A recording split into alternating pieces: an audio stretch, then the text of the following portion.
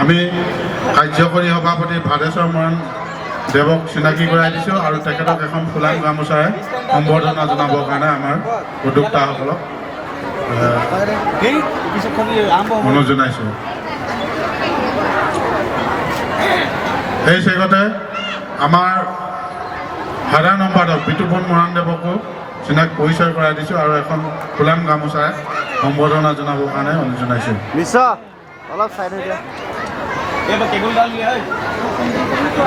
পৰম অধিবৃন্দ আৰু মাননীয় অসম চৰকাৰৰ মুখ্যমন্ত্ৰী ডক্টৰ হিমন্ত বিশ্ব শৰ্মা দেৱক আমি অনুৰোধ জনাইছিলোঁ যদিও তেখেতে অত্যন্ত ইচ্ছা থকা স্বত্তেও উপস্থিত থাকিব নোৱাৰিলে।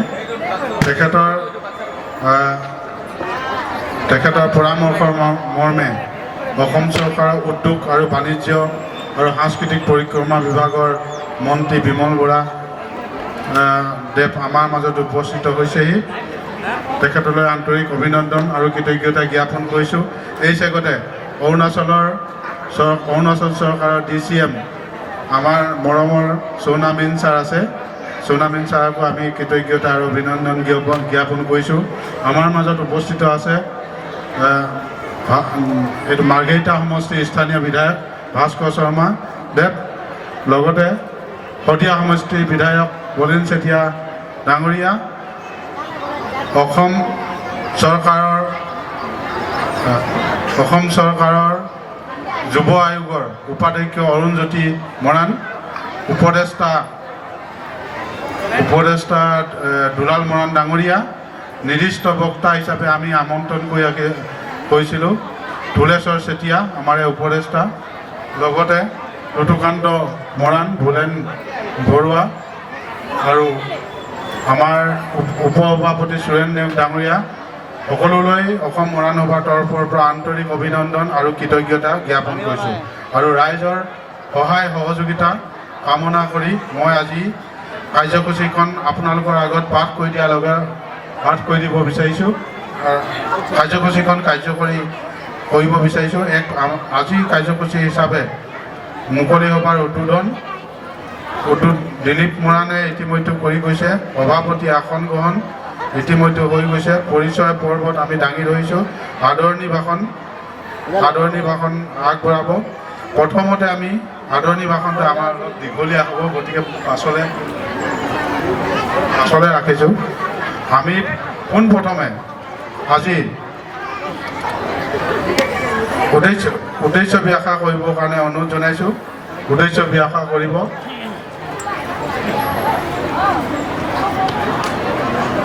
আমাৰ আৰু আমন্ত্ৰিত অতিথি আহি পাইছে, তেখেতলোকক নিমন্ত্ৰণ কৰিবৰ কাৰণে অনুৰোধ জনাইছোঁ। ধন্যবাদ। আমাৰ সন্মানীয় সভাপতি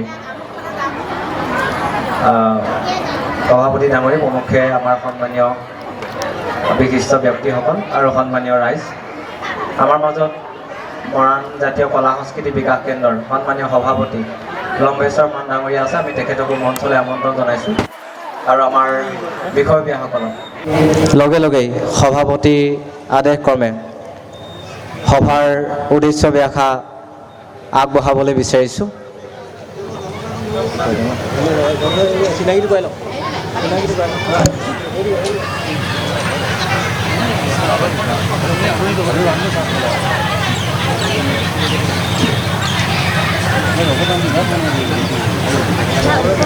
আমি আমাৰ কলা সংস্কৃতি সন্মানীয় সভাপতি লম্বেশ্বৰ মৰাণ দেৱক পৰিচয় কৰাই দিব বিচাৰিছোঁ আৰু এখন মৰাণ ফুলাম গামোচাৰে আমি তেখেতক সন্মান যাচিছোঁ।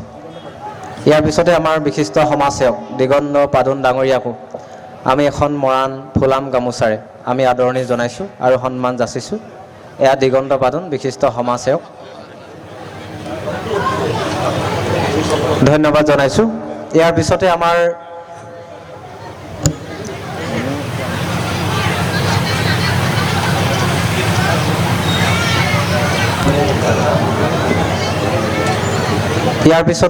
আমাৰ সভাপতি নিৰ্দেশ ক্ৰমে সভাৰ উদ্দেশ্য ব্যাখ্যা কৰিব বিচাৰিছোঁ। পৰম শ্ৰদ্ধাৰ আজি মুকলি সভাৰ সন্মানীয় সভাপতি তথা অসম মৰাণ সভাৰ সন্মানীয় সভাপতি ডাঙৰীয়া, আজি অসম মৰাণ সভাৰ প্ৰথম মুকলি সভালৈ আমাৰ বিশিষ্ট অতিথি হিচাপে আমাৰ মাজত উপস্থিত থাকি সভাৰ হস্ত বৃদ্ধি কৰাৰ লগতে অসম আৰু অৰুণাচলৰ আমাৰ সাতাম পুৰুষীয়া যি সমন্বয় সেই সমন্বয়ক অধিক কটকটীয়া কৰিবৰ কাৰণে আমাৰ মাজত উপস্থিত থকা অৰুণাচল প্ৰদেশৰ সন্মানীয় উপমুখ্যমন্ত্ৰী সোণামীন মহোদয়, আমাৰ মাজত অসম চৰকাৰৰ উপস্থিত থকা অসম চৰকাৰৰ মাননীয় মন্ত্ৰী বিমল বৰা মহোদয়, আমাৰ মাজত উপস্থিত আছে আমাৰ স্থানীয় বিধায়ক তথা আমাৰ মাৰ্ঘেৰিটা বিধানসভা সমষ্টিৰ জনপ্ৰিয় বিধায়ক শ্ৰদ্ধাৰ ভাস্কৰ শৰ্মা ডাঙৰীয়া, আমাৰ মাজত উপস্থিত আছে শদিয়া সমষ্টিৰ জনপ্ৰিয় বিধায়ক শ্ৰদ্ধাৰ বলিন চেতিয়া ডাঙৰীয়া, আমাৰ মাজত উপস্থিত আছে সদৌ মৰাণ ছাত্ৰ সন্থাৰ প্ৰাক্তন বলিষ্ঠ সভাপতি তথা অসম যুৱ আয়োগৰ সন্মানীয় উপাধ্যক্ষ অৰুণজ্যোতি মৰাণ ডাঙৰীয়া, আমাৰ অসম মৰাণ সভাৰ সন্মানীয় উপদেষ্টা দিলীপ মৰাণ ডাঙৰীয়া, থুলেশ্বৰ চুতীয়া ডাঙৰীয়া, দুলাল মৰাণ ডাঙৰীয়া, আমাৰ মাজত উপস্থিত থকা মৰাণ জনগোষ্ঠীৰ আটাইকেইটা সংগঠনৰ সন্মানীয় বিশিষ্ট ব্যক্তিসকল, প্ৰাক্তন সভাপতি সম্পাদকে প্ৰমুখ্য কৰি সন্মানীয় ব্যক্তিসকল, লগতে মঞ্চত উপবিষ্ট থকা আমাৰ সমূহ সন্মানীয় বিশিষ্ট ব্যক্তি আৰু সন্মানীয় ৰাইজ সকলোকে অসম মৰাণ সভাৰ তৰফৰ পৰা আন্তৰিক শ্ৰদ্ধা জ্ঞাপন কৰিছোঁ, আন্তৰিক অভিনন্দন জ্ঞাপন কৰিছোঁ আৰু কৃতজ্ঞতা জ্ঞাপন কৰিছোঁ। আপোনালোকে নিশ্চয় অৱগত ভূমিপুত্ৰ মৰাণ জনজাতিৰ পিতৃ সংগঠন অসম মৰাণ সভাৰ কেন্দ্ৰীয় ২০তম ত্ৰিবাৰ্ষিক মহং অধিৱেশনখনি আমি এই সমন্বয়স্থলী মহং বৰডুমচাত তিনিদিনীয়া বিস্তৃত কাৰ্যসূচীৰ আয়োজন কৰিছোঁ আৰু আজি আমাৰ শেষৰ দিনা প্ৰথমখন মুকলি সভা আৰু এই মুকলি সভাৰ পৰাই আপোনালোক সকলোলৈকে আন্তৰিক শ্ৰদ্ধা আৰু কৃতজ্ঞতা জ্ঞাপন কৰিছোঁ। আপোনালোকে জানে মৰাণ জনগোষ্ঠীটো অসমৰ এটা ইতিহাস প্ৰসিদ্ধ জনজাতি। এই জনজাতিটোৰ একমাত্ৰ আমাৰ প্ৰথম তথা পিতৃ সংগঠন হিচাপে মৰাণ সভাই জন্মলগ্নৰে পৰা জনগোষ্ঠীটোৰ উত্তৰণৰ কাৰণে তথা জনগোষ্ঠীটোৰ মূল দাবী জনজাতিকৰণ আৰু স্বায়ত্ব শাসনৰ দাবীত জন্মলগ্নৰ পৰা বিভিন্ন কাৰ্যসূচীৰ লগতে ধাৰাবাহিকভাৱে আমি বিভিন্ন কাম কৰি আহিছোঁ আৰু আহি বিভিন্ন ঘাট প্ৰতিঘাতৰ মাজেৰে আহি আজি মৰাণ সভা এই অৱস্থা পাইছে আৰু মৰাণ সভাই মৰাণ জনগোষ্ঠীটোৰ লগতে অসমৰ বিভিন্ন ভূমিপুত্ৰ খিলঞ্জীয়া জাতি জনগোষ্ঠীৰ লগত সমন্বয় বৰ্তাই ৰাখি তথা অসমৰ লগতে উত্তৰ পূৰ্বাঞ্চলৰ বিভিন্ন খিলঞ্জীয়া জাতি জনগোষ্ঠীৰ লগত সমন্বয় বৰ্তাই ৰাখি অসম আৰু উত্তৰ পূৰ্বাঞ্চলৰ উন্নয়নৰ কাৰণে সমন্বয়ৰ কাৰণে আমি কাম কৰি আহিছোঁ আৰু তাৰ ফলশ্ৰুতিতেই আজি আপোনালোকে দেখা পাইছে যে আমি 12ৰহণীয়া সাংস্কৃতিক শোভাযাত্ৰাত আমাৰ উত্তৰ পূৰ্বাঞ্চলৰ 50টাতকৈ অধিক বিভিন্ন জাতীয় আৰু জনগোষ্ঠীয় খিলঞ্জীয়া আমাৰ সাংস্কৃতিক দলে অংশগ্ৰহণ কৰিছে আৰু আমি আশাবাদী অনাগত সময়তো আমি অসম লগতে উত্তৰ পূৰ্বাঞ্চলৰ বিভিন্ন জাতি জনগোষ্ঠীৰ সমন্বয় আমি আমাৰ মৰাণ জনগোষ্ঠীৰ সৰ্বাংগী উত্তৰণৰ কাৰণে কাম কৰিব পাৰিম আৰু আপোনালোকে নিশ্চয় জানে যে মৰাণ জনগোষ্ঠীৰ আমাৰ বহু সমস্যা আছে। মৰাণ জনগোষ্ঠীৰ ইতিহাস প্ৰসিদ্ধ এটা ভূমিপুত্ৰ জাতি হোৱাৰ পিছতো আজি তাৰিখলৈকে সাংবিধানিক ন্যূনতম স্বীকৃতি জনজাতিকৰণ আজি তাৰিখলৈকে আমি নেপালোঁ। ষষ্ঠ অনুসূচীভুক্ত স্বায়ত্ব শাসন আজি তাৰিখলৈকে আমি লাভ কৰা নাই। লগতে আমাৰ শিক্ষা ক্ৰীড়া সাংস্কৃতিক অৰ্থনীতি আন্তঃগাঁথনি উন্নয়নকে আদি কৰি এশবৰী সমস্যাৰে জৰ্জৰিত এটা ভূমিপুত্ৰ জাতি আৰু অনাগত সময়ত আমি আশাবাদী আজি আমি সৌভাগ্য যে অসম চৰকাৰৰ আমাৰ মাননীয় কেবিনেট মন্ত্ৰী আমাৰ মাজত উপস্থিত আছে। অৰুণাচল প্ৰদেশৰ আমাৰ মাননীয় উপ মুখ্যমন্ত্ৰী মহোদয় আমাৰ মাজত উপস্থিত আছে। আমাৰ স্থানীয় বিধায়কে প্ৰমুখ্য কৰি আমাৰ শদিয়া সমষ্টিৰ বিধায়ক মহোদয় আমাৰ মাজত উপস্থিত আছে।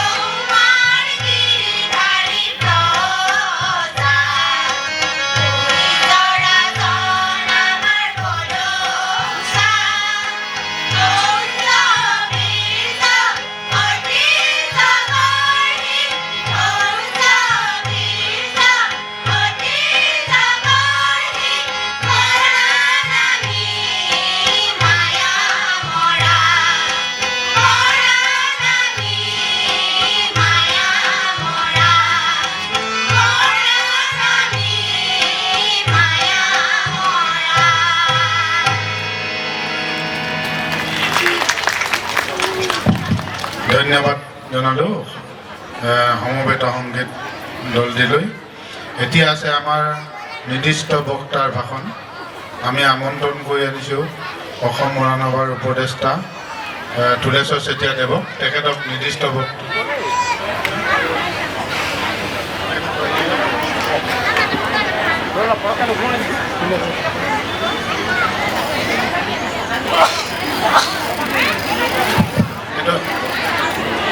আমি এইটো অলপ পাছলৈ থৈছোঁ নিৰ্দিষ্ট বক্তাৰ ভাষণটো। গতিকে আমাৰ স্থানীয় বিধায়ক ভাস্কৰ শৰ্মা দেৱক বক্তব্য ৰাখিবৰ কাৰণে অনুৰোধ জনাইছোঁ।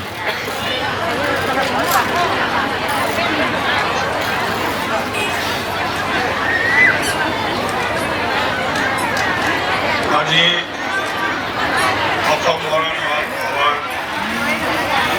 3দিনীয়া কাৰ্যসূচীৰ অন্তিম দিন। আজি এই মৰাণ সভাৰ অন্তিম দিনৰ মুকলি সভাত উপস্থিত আছে মৰাণ সভাৰ নৱনিৰ্বাচিত সভাপতি তথা আজিৰ এই সভাৰ সভাপতি ডাঙৰীয়া। লগতে মঞ্চত উপস্থিত আছে অৰুণাচল প্ৰদেশৰ উপ মুখ্যমন্ত্ৰী জনামিন ডাঙৰীয়া। লগতে উপস্থিত আছে মাননীয় অসমৰ মুখ্যমন্ত্ৰী হৈ আজি এই সভাত উপস্থিত হৈছেহি অসমৰ মন্ত্ৰী মোৰ সতীৰ্থ বন্ধু টিংখাগৰ বিধায়ক বিমল বৰা ডাঙৰীয়া, লগতে মোৰ বন্ধু শদিয়া সমষ্টিৰ প্ৰবীণ চেতিয়া ডাঙৰীয়া, মৰাণ সভাৰ বিভিন্ন পদবীত থকা মোৰ সন্মানীয় ব্যক্তিসকল, মোৰ ছাত্ৰ নেতাসকল, মোৰ সতীৰ্থ বন্ধুসকল, বিভিন্ন সংগঠনৰ পৰা অহা বিষয়ববীয়াসকল আৰু এই মঞ্চত উপবিষ্ট মোৰ জ্যেষ্ঠসকল আৰু মোৰ আগত থিয় হৈ থকা মোৰ সমষ্টিৰ এই বুঢ়ীদিং মৌজাৰ সন্মানীয় ব্যক্তিসকল, আপোনালোকে গম পাই চাগে তিনিদিনীয়া কাৰ্যসূচীৰে অসম মৰাণ সভাই এই মহং অঞ্চলত অনুষ্ঠিত কৰিলে। মই শুনিবলৈ পাইছোঁ এই 2টা দিনৰ কাৰ্যসূচী খুব ভালকৈ পৰিপাটিকৈ অন্ত পৰিছে। আজি 3য় দিনৰ এই কাৰ্যসূচীত আপোনালোকে উপস্থিত হৈছেহি আৰু বিভিন্ন কাৰ্যসূচী আছে। গতিকে মই ভাবোঁ মোৰ সমষ্টিৰ ৰাইজক সকলোৱে এই মঞ্চত উপস্থিত হৈ আজি যিকেইখন কাৰ্যসূচী আৰু আছে খুব ভালকৈ উপভোগ কৰিব বুলি মই আশা ৰাখিলোঁ। গতিকে এই সভাত উপস্থিত থকা সকলোকে মই ধন্যবাদ জনাইছোঁ। গতিকে এই সভা উদ্দেশ্য ব্যাখ্যা ইতিমধ্যে হৈ গৈছে আৰু স্থানীয় বিধায়ক হিচাপে আজি মোক প্ৰথম ভাষণ দিবলৈ দিছে। গতিকে আমাৰ বিমল বৰা ডাঙৰীয়া গুৱাহাটীলৈ যাব লাগে, গতিকে তেখেতে সোনকালে যাবৰ কাৰণে অনুমতি বিচাৰিছিলে।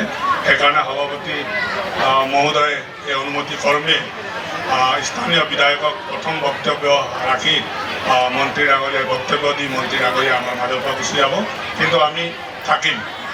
গতিকে আপোনালোকে বিভিন্ন সময়ত মই ইয়াত আহোঁ, মোৰ সমষ্টি হয়, প্ৰত্যেক জাতি জনগোষ্ঠীক মই বিচাৰি পাওঁ আৰু সময়ে সময়ে যেতিয়াই মই মাৰ্ঘেৰিটা আহোঁ বুঢ়ীদিং মৌজালৈ মই সদায় আহোঁ। কিয়কি মৰাণ সভাই অকল নহয়, যিকোনো সভাতে মই এই অঞ্চলত যেতিয়া আহোঁ তেতিয়াই মোৰ মনলৈ আহে আজিৰ পৰা 7 বছৰ আগত যেতিয়া মই এই অঞ্চললৈ আহিছিলোঁ তেতিয়া মই কৈ গৈছিলোঁ আপোনালোকৰ আশীৰ্বাদত যদি মই মাৰ্ঘেৰিটাৰ বিধায়ক হওঁ আৰু অসমত যদি ভাৰতীয় জনতা পাৰ্টিৰ চৰকাৰ হয় তেতিয়াহ'লে বুঢ়ীদিং মৌজাৰ মই পৰিৱৰ্তন আনিম। গতিকে আজি উদাহৰণ স্বৰূপে মই ক'বলৈ গ'লে এতিয়া মই যেনেকৈ আহিব পাৰিছোঁ নিশ্চয় পৰিৱৰ্তন মই মোৰ চকুৰে দেখিছোঁ, কিন্তু থলুৱা ৰাইজে হয়তো দেখিছে নাই দেখা মই ক'বলৈ নাযাওঁ, কিন্তু হয়তো বহুত মানুহে মোক কৈছে আজি বুঢ়ীদিং মৌজাৰ এই অঞ্চলবিলাকৰ অলপ হ'লেও উন্নয়নৰ ধাৰাটো আমি দেখিবলৈ পাইছোঁ। গতিকে মই ভাবোঁ আমাৰ চৰকাৰ আৰু আপোনালোকৰ আশীৰ্বাদৰ মই বিধায়ক হৈ থকালৈকে এই অঞ্চলত উন্নয়নৰ ধাৰাটো অব্যাহত থাকিব আৰু অসম চৰকাৰে দিয়া আঁচনি আমি ৰূপায়ণ কৰি গৈ থাকিম। গতিকে আমি এই 7টা বছৰ এই অঞ্চলত যি জৰাজীৰ্ণ পথসমূহ প্ৰথমতে পৰিৱৰ্তন আনিব বিচাৰিছিলোঁ, মই কোৱা নাই 100% আমি কৰিব পাৰিছোঁ আৰু বহুত কৰিবলৈ বাকী আছে। কিয়কি মাৰ্ঘেৰিটা সমষ্টি মাটি কালি হিচাপত আমাৰ 2য় সমষ্টি হয়। গতিকে এই সমষ্টি হয়তো এই চুকত যদি মই এটা পৰিৱৰ্তনৰ দিশ দেখাওঁ এইফালৰ চুকৰ মানুহখিনিয়ে গমেই নাপায়। গতিকে কৰিবলগীয়া বহুত আছে। গতিকে মই ভাবোঁ মৰাণ সভাকো অনুৰোধ কৰিম আৰু মৰাণ জনগোষ্ঠীৰ লগত যিসকল জনগোষ্ঠী জড়িত আছে এই অঞ্চলত বসবাস কৰা জনগোষ্ঠীয়ে ভাৰতীয় জনতা পাৰ্টিৰ এই মুখ্যমন্ত্ৰী ডক্টৰ হিমন্ত বিশ্ব শৰ্মাৰ চৰকাৰে লগত লগ লাগি আমাৰ উদ্দেশ্যটো হৈছে এই বুঢ়ীদিং অঞ্চল মাৰ্ঘেৰিটা অঞ্চলটো আমি উন্নয়নৰ ধাৰাটো অব্যাহত ৰাখিব লাগে। গতিকে মই সকলোৰে সহায় সহযোগিতা বিচাৰিছোঁ। অসম মৰাণ সভাই মোক কৈছিলে যে এই মৰাণ সভাখন আমি এনেকুৱা অঞ্চলত কৰিছোঁ সেইকাৰণে আমি মুখ্যমন্ত্ৰী ডাঙৰীয়াক বিচাৰিছোঁ।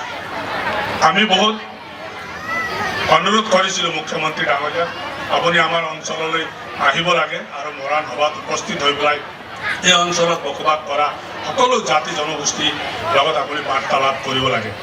কিন্তু বিশেষ কাৰণত মুখ্যমন্ত্ৰী ডাঙৰীয়া কিবা কাৰ্যসূচীত দিল্লীলৈ বাহিৰলৈ যাবলগীয়া হোৱাৰ কাৰণে তেখেতে পোনে পোনে আমাৰ অভ্যৰ্থনা সমিতিৰ সভাপতিসকল আৰু মই লগত আছিলোঁ, লগত আমাৰ বিধায়ক বলিন চেতিয়া আছিলে আৰু অৰুণজ্যোতি মৰাণ ডাঙৰীয়াও আছিলে। তেতিয়া পোনে পোনে ক'লে মোৰ বাহিৰৰ প্ৰগ্ৰাম আছে, মই এই সভাখনত যাব নোৱাৰিম, কিন্তু মই প্ৰতিনিধি পঠাম মোৰ হৈ পেলাই গতিকে আজি মুখ্যমন্ত্ৰী ডাঙৰীয়াক আমি যেনেকৈ অনুৰোধ কৰিছিলোঁ তেনেকুৱাকৈ প্ৰতিনিধি বিমল বৰা ডাঙৰীয়াক ইয়ালৈ পঠিয়াইছে। নিশ্চয় তেখেতে মুখ্যমন্ত্ৰীৰ বাৰ্তা আপোনালোকৰ মাজত ৰাখিব আৰু বুঢ়ীডিং অঞ্চলৰ নিশ্চয় আজি মুখ্যমন্ত্ৰী পেকেজৰ দ্বাৰা কিবা কৈ যাব বুলি মই আশা কৰিছোঁ বুঢ়ীডিং মৌজাৰ ৰাইজৰ হৈ পেলাই।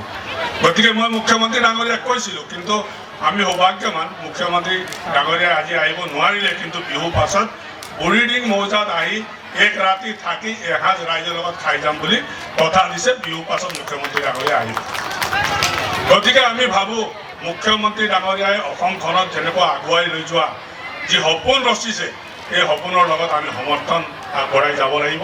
আৰু ময়ো যি সপোন ৰচিছোঁ এই মাৰ্ঘেৰিটা সমষ্টিক লৈ পেলাই আৰু এই অঞ্চলক লৈ পেলাই এই সপোনটো আপোনালোকৰ আশীৰ্বাদত আমি বাস্তৱত ৰূপায়ণ কৰিম বুলি মই আশা ৰাখিছোঁ। গতিকে উন্নয়নৰ বহুত দিশ আমি পৰিৱৰ্তন কৰিব পাৰিছোঁ। বহুত ধৰণৰ কথা মই যেতিয়া ইয়াত বিধায়ক হৈ আহিছিলোঁ তেতিয়া বিভিন্ন জাতি মৰাণ জনগোষ্ঠীয়ে নহয় ইয়াত বসবাস কৰা বহুত জনগোষ্ঠীয়ে মোক প্ৰত্যেকেই এখন এখন মেৰুদণ্ড দিছিল। মই সেইখিনি লৈ গেলাই মুখ্যমন্ত্ৰী ডাঙৰীয়াক আগৰ মুখ্যমন্ত্ৰী আমাৰ সৰ্বানন্দ সোণোৱাল ডাঙৰীয়া এতিয়া মুখ্যমন্ত্ৰী ডক্টৰ হিমন্ত বিশ্ব শৰ্মা ডাঙৰীয়া দুয়োজনৰ লগতে মই আলোচনা কৰিছোঁ। আলোচনা বিলোচনা কৰি পেলাই আজি 7টা বছৰত হয়তো মই কিমান বুঢ়ীডিং মৌজাৰ উন্নয়ন কৰিব পাৰিছোঁ মই জানো, ৰাইজে হয়তো বুজি পাব, হয়তো ৰাইজে ক'ব। গতিকে মই যিবিলাক বস্তু বিচাৰিছিলোঁ আৰু ৰাইজে যিবিলাক বস্তু বিচাৰিছিলে এই অঞ্চলৰ উন্নয়নৰ কাৰণে প্ৰথম গৈয়ে বিধানসভাত সোমাই মই প্ৰথম মুখ্যমন্ত্ৰী ডাঙৰীয়াক কৈছিলোঁ যে বুঢ়ীডিং মৌজাত মোক এখন ডিগ্ৰী কলেজ লাগে। আৰু এই ডিগ্ৰী কলেজৰ নিৰ্মাণ ইতিমধ্যে 50% হৈ গৈছে। হয়তো অহা বছৰলৈকে আমি এই ডিগ্ৰী কলেজত আমি ল'ৰা ছোৱালীক শিক্ষা কৰিব পৰাকৈ আমি আৰম্ভ কৰিব পাৰিম। দ্বিতীয়তে আমি বিচাৰিছিলোঁ জাগোন আৰু এই বুঢ়ীডিং মৌজাৰ সম্পৰ্কত এখন বুঢ়ীডিং নদীৰ ওপৰত এখন ব্ৰিজ ইতিমধ্যে তাৰো DPR তৈয়াৰ কৰি পেলাই মুখ্যমন্ত্ৰী ডাঙৰীয়াই অনুমোদন দিছে।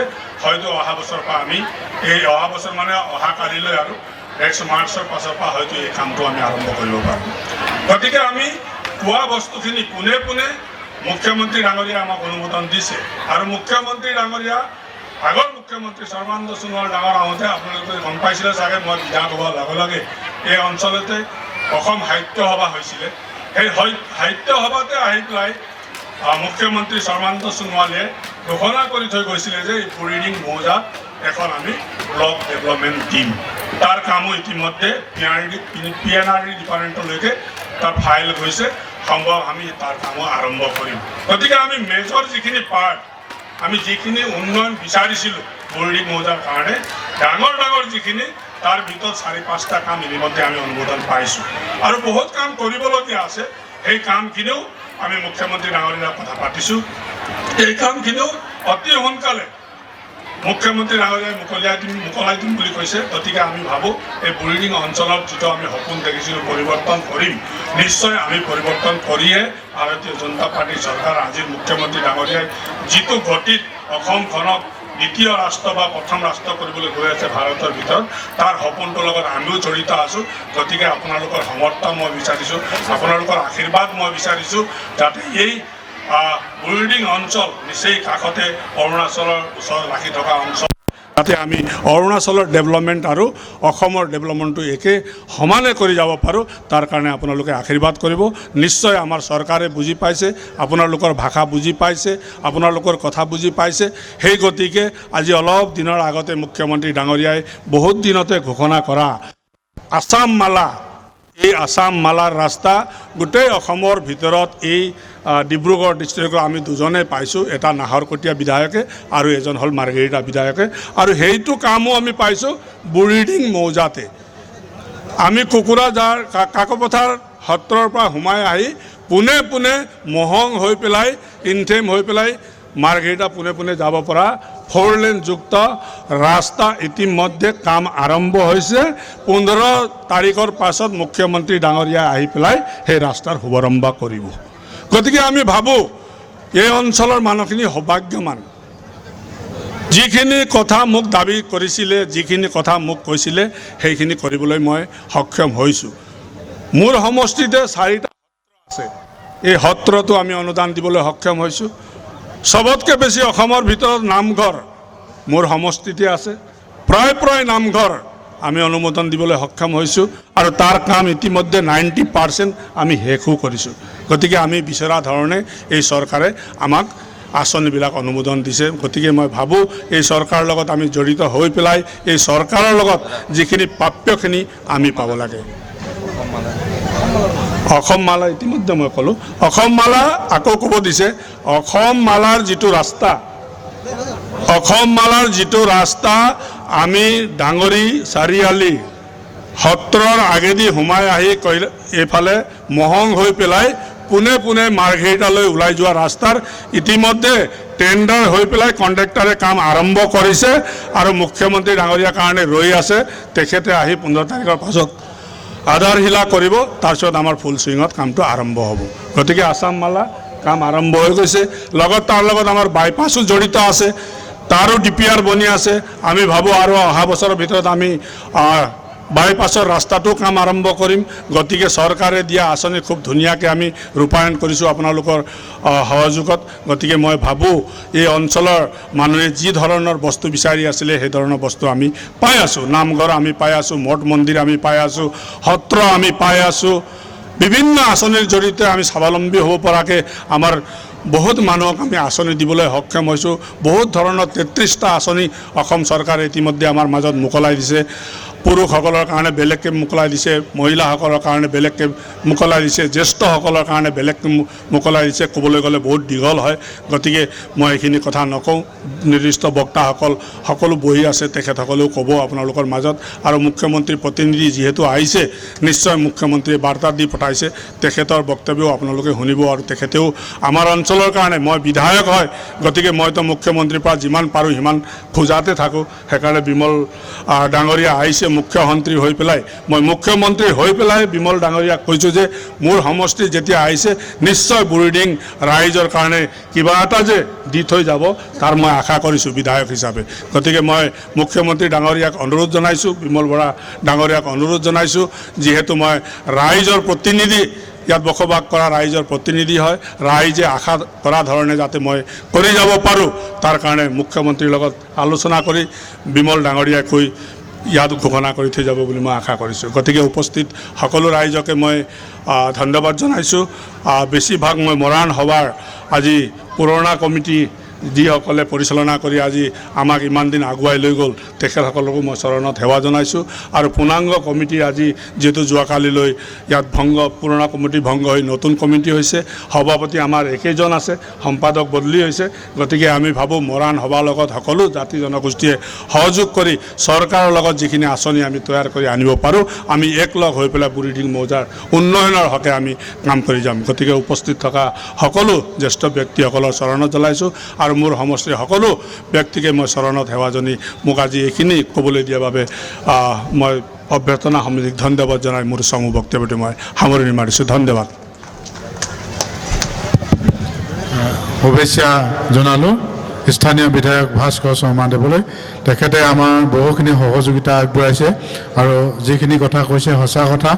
মাননীয় মুখ্যমন্ত্ৰী অসম চৰকাৰৰ ডক্টৰ হিমন্ত বিশ্ব শৰ্মা লগ দিবৰ কাৰণে তেখেতে আমাক আগুৱাই লৈ গৈছিল আৰু তেখেতক যদিও নাপালোঁ, তাৰ প্ৰতিনিধি হিচাপে আমাৰ বিমল বৰা ডাঙৰীয়াক আমি পাইছোঁ মুখ্যমন্ত্ৰীৰ প্ৰতিনিধি হিচাপে। আৰু অসম অৰুণাচল সীমান্তৱৰ্তী এই বুঢ়ীডিহিং অঞ্চলৰ পিছপৰা অঞ্চলটোৰ উন্নয়নৰ ধাৰাৰ যিবিলাক আঁচনি, চৰকাৰী আঁচনি, সেইবিলাক অসম চৰকাৰে যিখিনি গ্ৰহণ কৰিছে তাকে আপোনালোকৰ আগত অৱগত কৰিলে, তাৰ কাৰণে অশেষ ধন্যবাদ জ্ঞাপন কৰিছোঁ। এইবাৰ আমাৰ মৰাণ লগ বিহু দল এটা আছে, তেখেতলোকক আমাৰ মঞ্চলৈ আগবাঢ়ি আহিবৰ কাৰণে অনুৰোধ জনাইছোঁ। লগতে আমাৰ মৰাণ লগ বিহু দলটো গীত পৰিৱেশন কৰিবৰ কাৰণে অনুৰোধ জনাইছোঁ।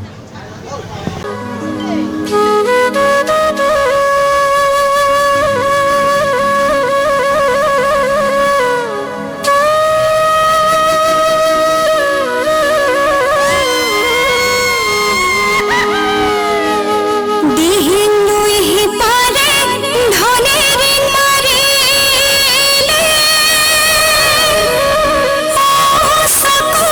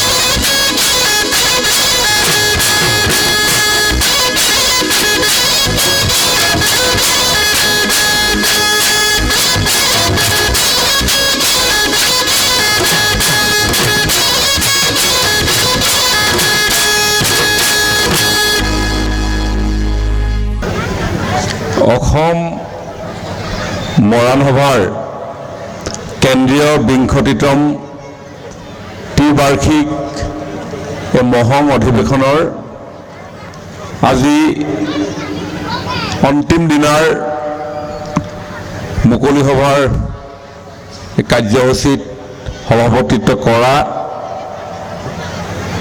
নৱনিৰ্বাচিত মৰাণ সভাৰ সভাপতি ৰাজীৱ বৰা ডাঙৰীয়া, আজিৰ এই সভাত আমাৰ ৰাজ্যখনৰ অতিথি পৰম শ্ৰদ্ধাৰ অৰুণাচল প্ৰদেশৰ উপমুখ্যমন্ত্ৰী চৌনা মেইন ডাঙৰীয়া, মাৰ্ঘেৰিটা বিধানসভা সমষ্টিৰ সন্মানীয় বিধায়ক ভাস্কৰ শৰ্মা ডাঙৰীয়া, শদিয়া বিধানসভা সমষ্টিৰ সন্মানীয় বিধায়ক বলিন চেতিয়া ডাঙৰীয়া, অসম মৰাণ সভাৰ সন্মানীয় উপদেষ্টা মঞ্চত উপবিষ্ট দিলীপ মৰাণ ডাঙৰীয়া, শ্ৰদ্ধাৰ থুলেশ্বৰ চুতীয়া ডাঙৰীয়া,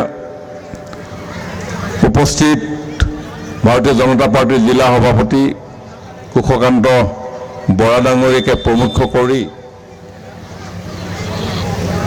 সন্মানীয় মঞ্চত উপবিষ্ট বিশিষ্ট ব্যক্তিসকল, আজিৰ এই অনুষ্ঠানত অংশগ্ৰহণ কৰিবলৈ অহা বিভিন্ন প্ৰান্তৰ পৰম শ্ৰদ্ধাৰ ৰাইজ,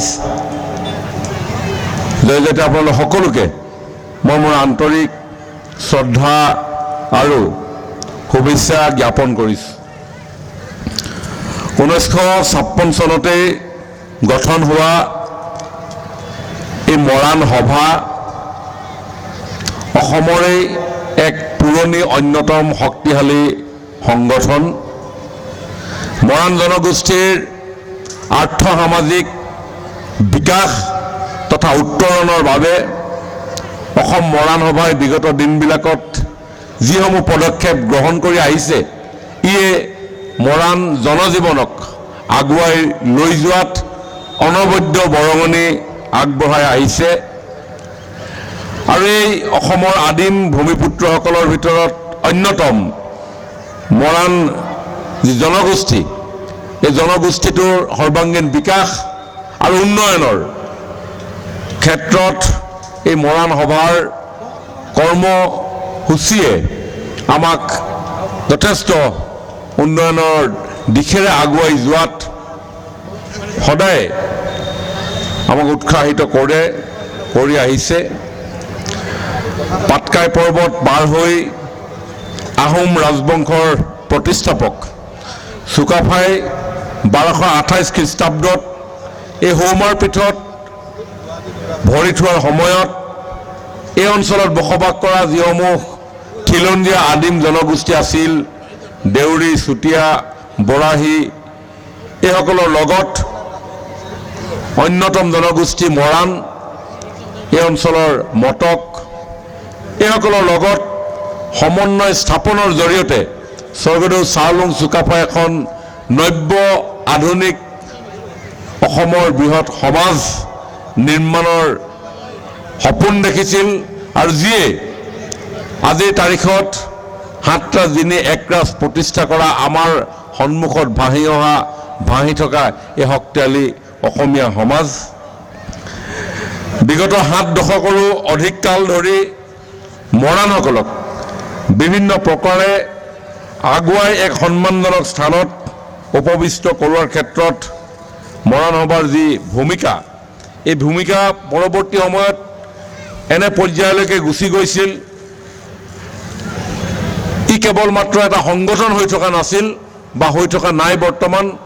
ই মৰাণ সমাজৰ জনগোষ্ঠীটোৰ শৈক্ষিক, বৌদ্ধিক, সামাজিক, ৰাজনৈতিক, সাংস্কৃতিক সকলো ক্ষেত্ৰতে এই স্বজাতিৰ উন্নয়ন আৰু উত্তৰণৰ কাৰণে, এই জনগোষ্ঠীটোৰ সৰ্বাংগীন বিকাশৰ কাৰণে যেন এক সুদৰ্শন চক্ৰৰূপে কাৰ্যনিৰ্বাহ কৰি আহিছে মৰাণ সভাই। জন্মৰ ক্ষণৰ পৰাই মৰাণ সভাই নিজৰ সাংগঠনিক গণ্ডিত থাকি স্বজাতিৰ আজন্ম পৰিচয় প্ৰতিষ্ঠা আৰু ৰাজনৈতিকভাৱে সংবিধান প্ৰদত্ত সকলো সা সুবিধা অধিকাৰ যাতে মৰাণ জনগোষ্ঠীটোৰ বিকাশ আৰু কল্যাণৰ কাৰণে কেন্দ্ৰ বা ৰাজ্য চৰকাৰৰ তৰফৰ পৰা আজুৰি আনিয়ে হওক, অনুৰোধ কৰিয়ে হওক, বিভিন্ন ধৰণেৰে এই ৰাইজৰ মাজলৈকে আনি বিলাই দিয়াটো আছিল এই আহোম মৰাণ সভাৰ কৰ্মসূচীৰ অন্যতম এক কৰ্ম। আৰু তাৰে পৰিপ্ৰেক্ষিতত এই মৰাণ সভাৰ পৃষ্ঠপোষকতাতেই পৰৱৰ্তী সময়ত মৰাণ সমাজখনক আগুৱাই লৈ যাবৰ কাৰণে বিভিন্ন ধৰণৰ সংগঠন সৃষ্টি হৈছিল।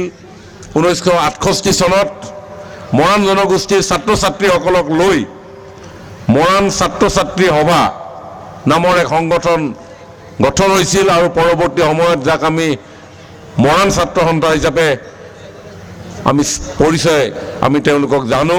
ঠিক তেনেধৰণে সদৌ মৰাণ কলা সংস্কৃতি বিকাশ কেন্দ্ৰ, মৰাণ জাতীয় মহিলা পৰিষদ, মৰাণ সাহিত্য সভা, মৰাণ জাতীয় কৰ্মচাৰী শৈক্ষিক বিকাশ মঞ্চ, ক্ৰীড়া সংগঠন বড়ৌচা স্পৰ্টছ ক্লাব ইত্যাদিসমূহ গঠন কৰি এই মৰাণ সমাজখনক আগুৱাই লৈ যাবৰ কাৰণে যত্নৰ কোনোদিনেই ত্ৰুটি কৰা নাই মৰাণ সভাই।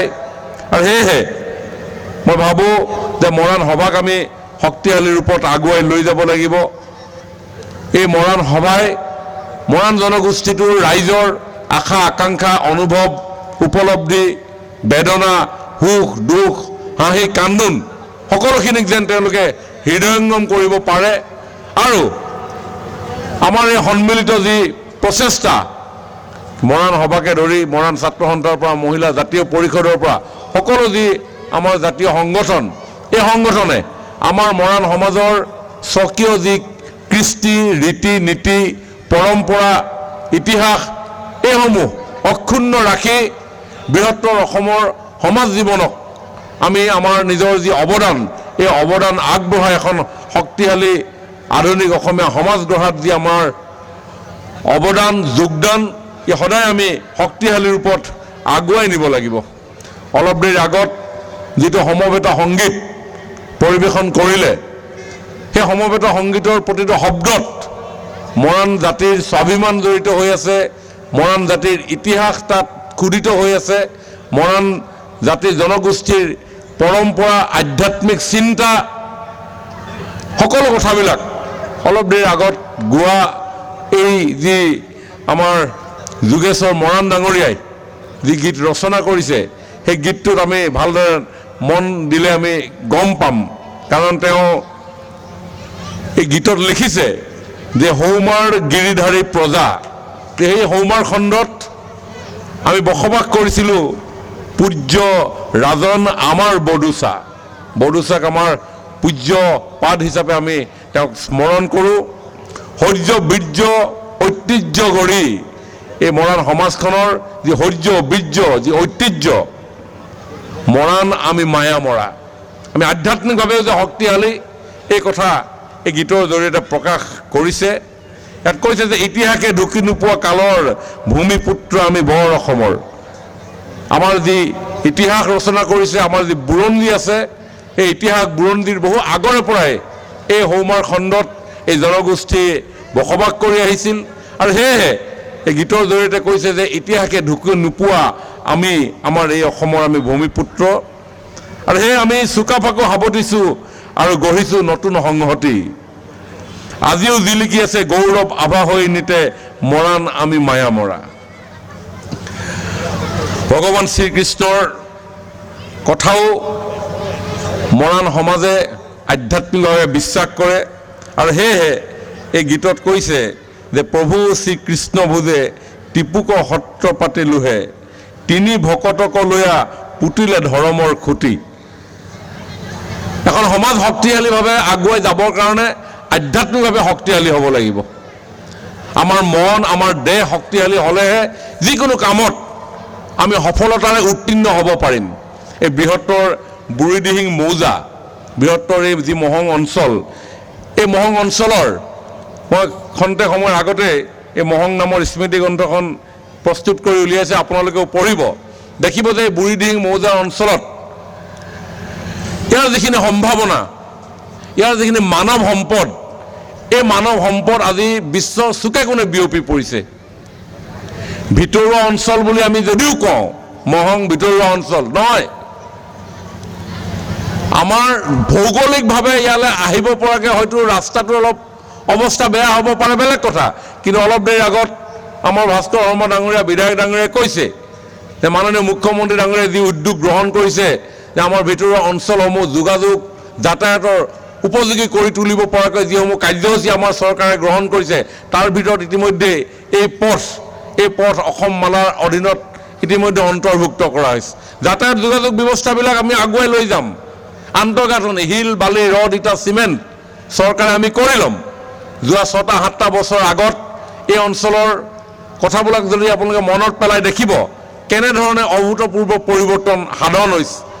আজি 6 বছৰ আগলৈকে হয়তো মই ভাবোঁ এই অঞ্চলত বিজুলী সংযোগ গৈ পোৱা নাছিল, কিন্তু আজি প্ৰত্যেকৰে ঘৰত বিজুলী সংযোগেৰে সংযোজিত হৈ সকলোৰে ঘৰ আলোকিত হৈছে। ঠিক তেনেধৰণে যাতায়াত যোগাযোগ ব্যৱস্থা কেনেধৰণৰ আছিল আপোনালোকে কিছু মনত পেলালে হ'ব। এইবিলাক আমূল পৰিৱৰ্তন হ'ব। আমাৰ চৰকাৰে 2014 চনত কেন্দ্ৰত প্ৰধানমন্ত্ৰী নৰেন্দ্ৰ মোদী ডাঙৰীয়াই দায়িত্ব লোৱাৰ পিছতেই সবকা সাথ সবকা বিকাশ সবকা বিশ্বাস, দৰিদ্ৰ নাৰায়ণৰ সেৱা, অন্ত্যোদয় এই দৃষ্টিৰে আমি কাম কৰিছোঁ। 16 চনত আমাৰ চৰকাৰ অহাৰ পিছত সৰ্বানন্দ সোণোৱাল ডাঙৰীয়াৰ নেতৃত্বত আমাৰ চৰকাৰে যেনেধৰণে যোৱা 5টা বছৰ উন্নয়নৰ শিখৰত আমাৰ আশা অনুভৱ উপলব্ধিবিলাকক লৈ যাবৰ কাৰণে প্ৰয়াস কৰিলে। এতিয়া মাননীয় মুখ্যমন্ত্ৰী ডক্টৰ হিমন্ত বিশ্ব শৰ্মা ডাঙৰীয়াৰ নেতৃত্বত আমিও দিনে ৰাতিয়ে অহোপুৰুষাৰ্থ কৰি আছোঁ কেনেকৈ আমাৰ সমাজখনক, আমাৰ অসমখনক আমি ভাৰতবৰ্ষৰ 5খন আগশাৰীৰ ৰাজ্যৰ ভিতৰত আমি সন্নিৱিষ্ট উপনীত কৰিব পাৰোঁ। তো তাৰ কাৰণে ইনফ্ৰাষ্ট্ৰাকচাৰ আমি বনাম। শিল বালি ৰড ইটা চিমেণ্ট হ'ব, কিন্তু সেই শিল বালি ৰড ইটা চিমেণ্টৰ লগত সহাৱস্থান কৰিবৰ কাৰণে, সেই উন্নত প্ৰযুক্তিৰ লগত আমাৰ সমাজখন আগুৱাই যাবৰ কাৰণে আমি সমাজখনক সমান্তৰালভাৱে আমি প্ৰস্তুত কৰিব লাগিব। সেই তেতিয়াই গঠন হোৱা মৰাণ সভাই সেই দৃষ্টিৰে কাম কৰিছিল। সেই দৃষ্টিৰে মৰাণ সমাজখনক তেতিয়াই তেওঁলোকে সেই দূৰদৃষ্টি চিন্তাৰে কেনেধৰণে আগুৱাই লৈ যাব পৰা যায় তাৰ কাৰণে কাম কৰি আহিছে। আৰু মই মহঙৰ পাতত মই দেখিছোঁ যে বুঢ়ীদিহিং মৌজাত বহুকেইগৰাকী প্ৰশাসনিক বিষয়া আছে, ঠিক তেনেদৰে গৱেষক বিজ্ঞানী আছে। ইয়াত কেইবাজনো চিকিৎসক, প্ৰায় 15জন চিকিৎসকৰ নাম সন্নিৱিষ্ট হৈছে। 15জন চিকিৎসক এই স্থানৰ পৰা উচ্চ শিক্ষাৰে শিক্ষিত হৈ আজি দেশ মাতৃক সেৱা কৰি আছে।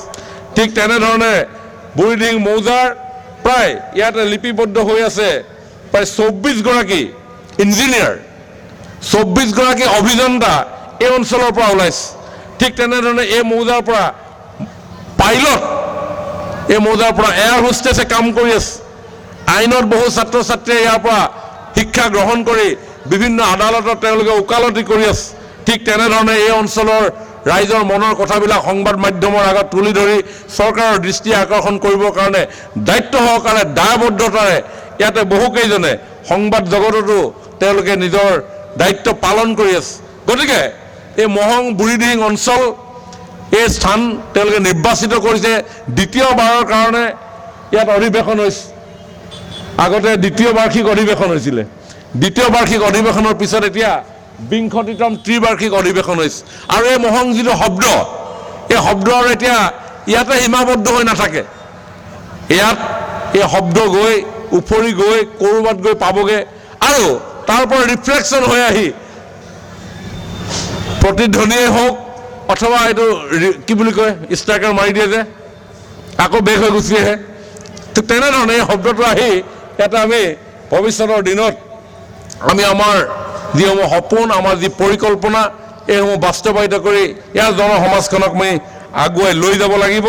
আৰু সেয়েহে ইয়াৰ আমাৰ থলুৱা যি আমাৰ জনগোষ্ঠীটোৰ কৃষ্টি আছে, সংস্কৃতি আছে, ৰীতি নীতি আছে, ইতিহাস আছে, পৰম্পৰা আছে, এইসমূহ যাতে আমাৰ ভৱিষ্যত প্ৰজন্মই সযতনে সংৰক্ষণৰ লগতে প্ৰচাৰ প্ৰসাৰ আৰু গৱেষণাৰ মাধ্যমেৰে আমাৰ সমাজখনক আমি জাকত জিলিকা কৰি তুলিবৰ কাৰণে উঠি অহা ছাত্ৰ ছাত্ৰীসকলে দায়িত্ব গ্ৰহণ কৰিব লাগে। মই তাকে আহ্বান জনাইছোঁ। যি কি নহওক, বেছি দীঘলীয়া বক্তব্য নাৰাখোঁ। মাননীয় মুখ্যমন্ত্ৰী ডাঙৰীয়া আজিৰ সভালৈ আহিম বুলি যদিও তেখেতে খুব মনতে হেঁপাহ কৰি আছিল, কিন্তু এৰাব নোৱাৰা কামৰ কাৰণে অসমৰ বাহিৰত তেখেত থাকিব লগা হৈছে। বিহুৰ পিছত তেখেত এদিন আহিব এই অঞ্চললৈ, আপোনালোকৰ লগত আলাপ আলোচনাত মিলিত হ'ব আৰু আপোনালোকৰ মনৰ কথাখিনিক তেখেতে জানিবৰ কাৰণে প্ৰয়াস কৰিব। সভাপতি ডাঙৰীয়াই তেখেতৰ সভাপতিৰ অভিভাষণত কেইটামান কথা উল্লেখ কৰিছে যে এই মৌজাত দীৰ্ঘদিনৰ এটা আশা আছিলে যে আমি গ্ৰাম্যাঞ্চলৰ উন্নয়নৰ কাৰণে এটা ব্লক ডেভেলপমেণ্ট অফিচ আমাক ইয়াত দৰকাৰ। সেইটো ইতিমধ্যে ভাস্কৰ শৰ্মা ডাঙৰীয়াই কৈছেই যে এটা পৰ্যায়লৈকে গৈ আছে, পোষ্টসমূহ চেংচনৰ কাৰণে ফাইনেন্স ডিপাৰ্টমেণ্টত আছে। নিশ্চয় সেইখিনি আমি সোনকালে কৰি তুলিব লাগিব। ঠিক তেনেধৰণে আমাৰ যি মডেল হস্পিটেল, সেই হস্পিটেলত ডক্টৰ নাৰ্ছৰ অভাৱ, সেই কথা তেখেতে উল্লেখ কৰিছে। হয়, ডক্টৰ নাৰ্ছৰ অভাৱ সমগ্ৰ অসমতে আছে। মই ভাবোঁ যে ডক্টৰ নাৰ্ছ, মই ভাবোঁ যে আমাৰ ইয়াতে যিসমূহ চিকিৎসালয় আছে, এই চিকিৎসা সেৱা আগবঢ়াবৰ কাৰণে আমি নিজে প্ৰস্তুত কৰিব লাগে। আমাৰ সন্তান সন্ততিসকলক কেনেকৈ ডক্টৰ হ'ব পাৰি, কেনেধৰণে নাৰ্ছ হ'ব পাৰি, তাৰ কাৰণে তেওঁলোকৰ মানসিক প্ৰস্তুতি আমি ইয়াতে কৰিব লাগিব, আমাৰ সমাজসমূহে কৰিব লাগিব। মই মটক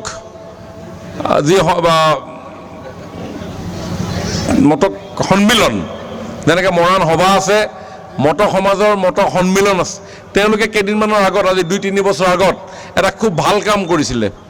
তেওঁলোকে মটক সমাজৰ যিসকল ছাত্ৰ ছাত্ৰী আছে, সেই ছাত্ৰ ছাত্ৰীসকলৰ বাবে তেওঁলোকে যাতে যিকোনো প্ৰতিযোগিতামূলক পৰীক্ষাত সফলতাৰে অৱতীৰ্ণ হ'ব পাৰে, তাৰ কাৰণে তেওঁলোকে এনে কিছুমান কাৰ্যসূচী গ্ৰহণ কৰিছিলে, যাৰ জৰিয়তে সেই মেধাৱী ছাত্ৰ ছাত্ৰীসকল যথেষ্ট উপকৃত হৈছিলে। এতিয়া আমাৰ চৰকাৰে মৰাণ অট'নমাছ কাউন্সিল আমি প্ৰদান কৰিছোঁ মৰাণ সমাজৰ সৰ্বাংগীন বিকাশৰ কাৰণে। মই ভাবোঁ যে আমাৰ মৰাণ অট'নমাছ যি কাউন্সিল আছে, এই কাউন্সিলক আমাৰ মৰাণ ৰাইজে কেতিয়াও ৰাস্তা বনাবলৈ আপোনালোকে কেতিয়াও অনুৰোধ নকৰিব, আপোনালোকে পাৰ্মানেণ্ট ইনফ্ৰাষ্ট্ৰাকচাৰ বনাবৰ কাৰণে কেতিয়াও অনুৰোধ নকৰিব। মৰাণ সমাজৰ কৃষ্টি ৰীতি নীতি, আমাৰ শিক্ষা সাহিত্য, এইসমূহ যাতে তেওঁলোকে আগুৱাই লৈ যাব পাৰে, এনেধৰণৰ প্ৰস্তাৱ তেওঁলোকক দিব। কাৰণ এটা ৰাস্তা বনোৱাৰ লগে লগে তাত ইমান টকাৰ ইনভলভ হয় আৰু সেইটো কাম সম্পূৰ্ণ হৈও নুঠে। আৰু অন্যহাতে সেই কাউন্সিলক দিয়া যিসমূহ পইচা ইমান কম পৰিমাণৰ যে সেইসমূহ যদি কামত আপোনালোকে লগাই দিয়ে, তেতিয়াহ'লে প্ৰকৃত যিটো উদ্দেশ্য মৰাণ সমাজখন আগুৱাই লৈ যাবৰ কাৰণে এখন স্বায়ত্ত শাসন যি পৰিষদ আমাক আমি চৰকাৰৰ তৰফৰ পৰা দিয়া হৈছে, সেই উদ্দেশ্যত আমি উপনীত হোৱাৰ ক্ষেত্ৰত কিন্তু ডাঙৰ বাধাৰ সৃষ্টি হয়। সেইকাৰণে মোৰ এটা আহ্বান আছে যে আমি কেনেধৰণে আমাৰ কৃষ্টিসমূহ আগুৱাই লৈ যাব পাৰোঁ, আমাৰ পৰম্পৰাসমূহ কেনেকৈ আগুৱাই লৈ যাব পাৰোঁ, আমাৰ ছাত্ৰ ছাত্ৰীসকলৰ বৌদ্ধিক বিকাশৰ ক্ষেত্ৰত আমি কি কৰিব পাৰোঁ, আমাৰ সাহিত্যৰ ক্ষেত্ৰত আমি কি কৰিব পাৰোঁ। বহু গুণী জ্ঞানী ব্যক্তি আছে, মৰাণ সমাজ যথেষ্ট আগ্ৰহণোৱা। গতিকে মই ভাবোঁ যে আমাৰ এই যি অট'নমাছ কাউন্সিলৰ যি পুঁজি, সেই পুঁজি ব্যয়ৰ ক্ষেত্ৰত যাতে কেতিয়াও তেনেধৰণৰ পাৰ্মানেণ্ট নেচাৰতকৈ আমি আমাৰ এই ধৰণৰ চিন্তাবিলাক আমি আগুৱাই নিওঁ, তাৰ কাৰণে মই এটা আহ্বান জনাইছোঁ। আৰু তাৰ লগে লগে আমাৰ বহুকেইজন ব্যক্তিয়ে আমাৰ শ্ৰদ্ধাৰ বড়োচাৰ প্ৰতি সন্মান জনাই এক সাংস্কৃতিক প্ৰকল্প নিৰ্মাণ কৰাৰ কাৰণে আবেদন এখন দিছে, তেখেতলোকে জনাইছে। নিশ্চয় ভাস্কৰ শৰ্মা ডাঙৰীয়া, মই যিহেতু মুখ্যমন্ত্ৰী ডাঙৰীয়াৰ হৈ আজি আহিছোঁ ইয়ালৈ, আমি সকলোৱে মিলি মুখ্যমন্ত্ৰী ডাঙৰীয়াক এইখিনি কথা আমি জনাম আৰু পৰৱৰ্তী সময়ত মৰাণ সভাৰ এই অধিৱেশনত যি সিদ্ধান্ত গ্ৰহণ কৰিছে বড়োচা সাংস্কৃতিক প্ৰকল্প নিৰ্মাণৰ, এই কথা আমি বাস্তৱায়িত কৰিবৰ কাৰণে আমি যত্ন কৰিম। সদৌ শেষত আপোনালোক সকলোকে মই মোৰ আন্তৰিক শ্ৰদ্ধা জনাইছোঁ। বহুত দেৰি থাকিবলৈ মন আছিল, কিন্তু মই গৈ গুৱাহাটী পাবগৈ লাগিব ৰাতি 12টা বজাত আগে। গতিকে মই আপোনালোকৰ ওচৰত বেছি দেৰি থাকিব নোৱাৰিলোঁ আজি, তাৰ কাৰণে মই ক্ষমা বিচাৰিছোঁ। পুনৰ আপোনালোক সকলোকে শ্ৰদ্ধা আৰু কৃতজ্ঞতা জনাই মোৰ বক্তব্য সামৰণি মাৰিছোঁ। ধন্যবাদ।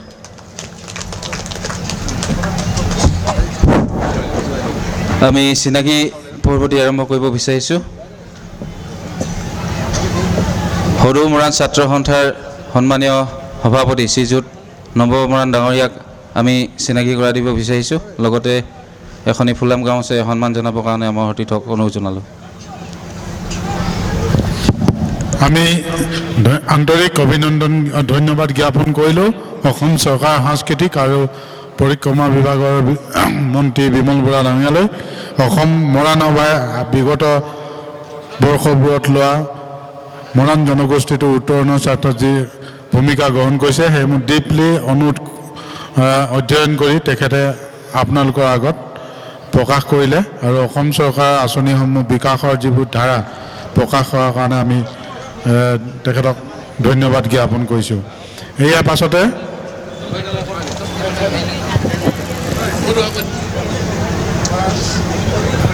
হাজং সাংস্কৃতিক দলটিক অলপ পাছতে আমি প্ৰদৰ্শন কৰিম। তাৰ আগত আমাৰ শদিয়া সমষ্টিৰ বিধায়ক বলিন চেতিয়া ডাঙৰীয়াই চমু বক্তব্য আগবঢ়াব উদ্দেশ্যমূলক, গতিকে তেখেতক বক্তব্য আগবঢ়াবৰ কাৰণে অনুৰোধ জনাইছোঁ।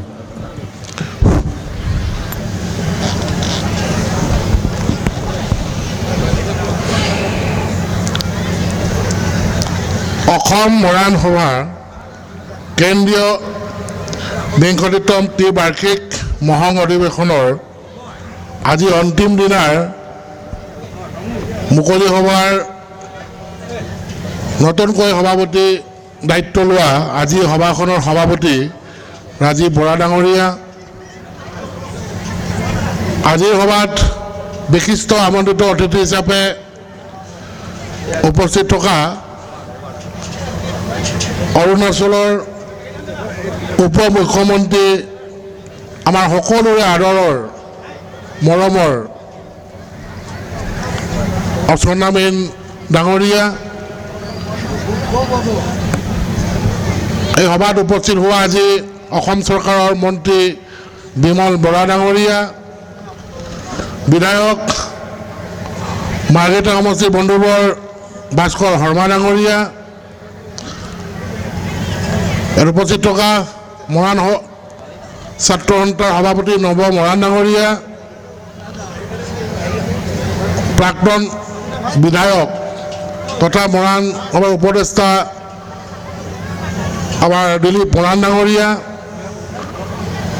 মঞ্চত আসনস্থিত সন্মানীয় নিমন্ত্ৰিত অতিথিসকল, প্ৰাক্তন আমাৰ মৰাণ সভাৰ সন্মানীয় সভাপতিসকল,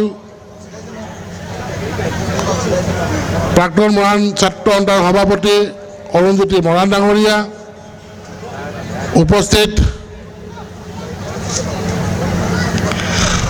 এই মৰাণ সভাৰ উদ্যোগতাসকল, উপস্থিত বিভিন্ন ঠাইৰ পৰা সমবেত হোৱা শ্ৰদ্ধা ৰাইজ, মহানৰ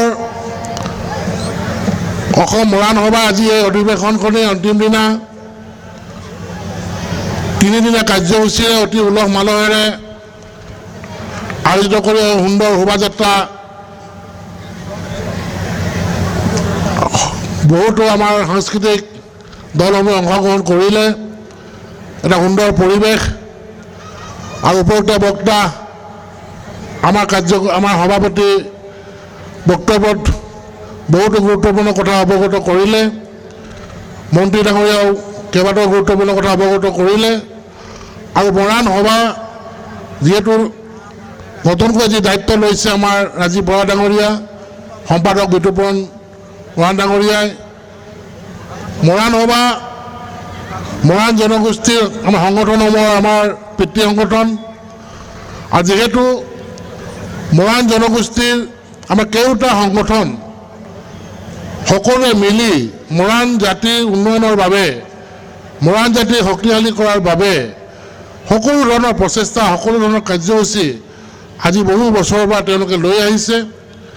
আৰু আপোনালোকে জানে যে অসমৰ চৰকাৰ মাননীয় মুখ্যমন্ত্ৰী হিমন্ত বিশ্ব শৰ্মা ডাঙৰীয়াই মৰাণ জনগোষ্ঠীৰ উন্নয়নৰ বাবে তেওঁ যথেষ্ট গুৰুত্ব সহকাৰে লৈছে। আৰু অসমত বসবাস কৰা প্ৰতিটো জাতি জনগোষ্ঠীৰ কথাও তেওঁ অতি গুৰুত্ব সহকাৰে লৈছে। বিশেষকৈ মৰাণ জনগোষ্ঠীৰ উন্নয়নৰ বাবে তেওঁ যিদৰে চিন্তা কৰিছে আৰু সেইদৰে মৰাণ জনগোষ্ঠীৰ আমাৰ যথেষ্টখিনি আমাৰ আঁচনি, যথেষ্টখিনি সুবিধা আজি আমি চৰকাৰৰ পৰা পাবলৈ আমি সক্ষম হৈছোঁ।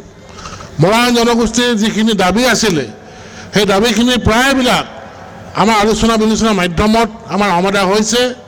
আৰু আমাৰ যিটো আটাইতকৈ প্ৰধান যিটো আমাৰ গুৰুত্বপূৰ্ণ আমাৰ দাবী মৰাণ জাতিক জনজাতিকৰণ কৰা, তাৰ বাবেও চৰকাৰখনে গুৰুত্ব সহকাৰে লৈছে। আৰু আজি আমি এনে এটা পৰ্যায় পাইছোঁহি, আমাৰ আৰু কেইটামান আমাৰ আৰু ষ্টেপ বাকী আছে, য'ত আমি মৰাণ জাতিক আমি জনজাতিকৰণ কৰিব পৰা যাব।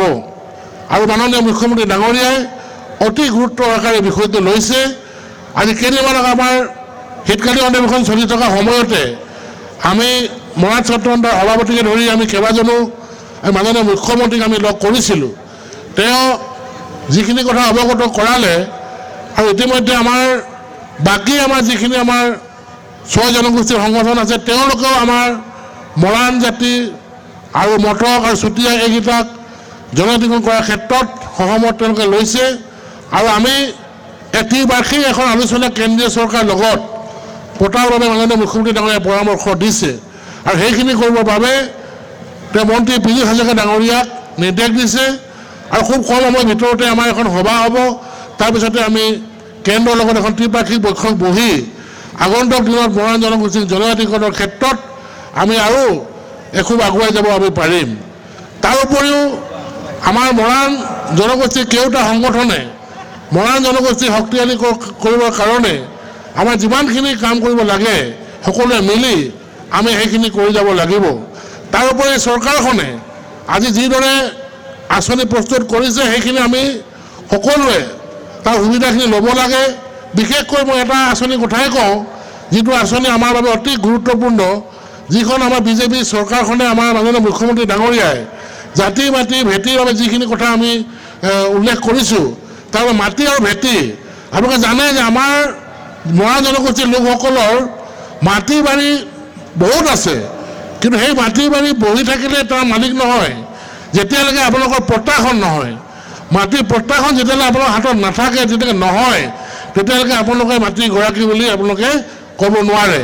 সেই গতিকে এই চৰকাৰখনে মিছন বসুন্ধৰা আমাৰ প্ৰথম নম্বৰ 1 সেইখনত যথেষ্ট লোকক মাটি পট্টা দিয়াৰ ব্যৱস্থা কৰিলে, কমেও 2 লাখ লোকক মাটি পট্টা দিয়াৰ ব্যৱস্থা কৰিলে।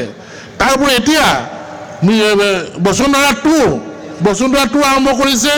আৰু এই বসুন্ধৰা 2ত আমাৰ ভূমিপুত্ৰসকলৰ বাবে, স্পেচিয়েলি অসমত বসবাস কৰা ভূমিপুত্ৰসকলৰ বাবে মিছন বসুন্ধৰা 2 আৰম্ভ কৰিছে। আৰু এই মিছন বসুন্ধৰা 2খনে আমাৰ ভূমিপুত্ৰসকলৰ মাটিৰ পট্টা দিয়াৰ বাবে আঁচনি আৰম্ভ কৰিছে। আৰু আমি সকলোৱে এই সুবিধাটো ল'ব লাগে।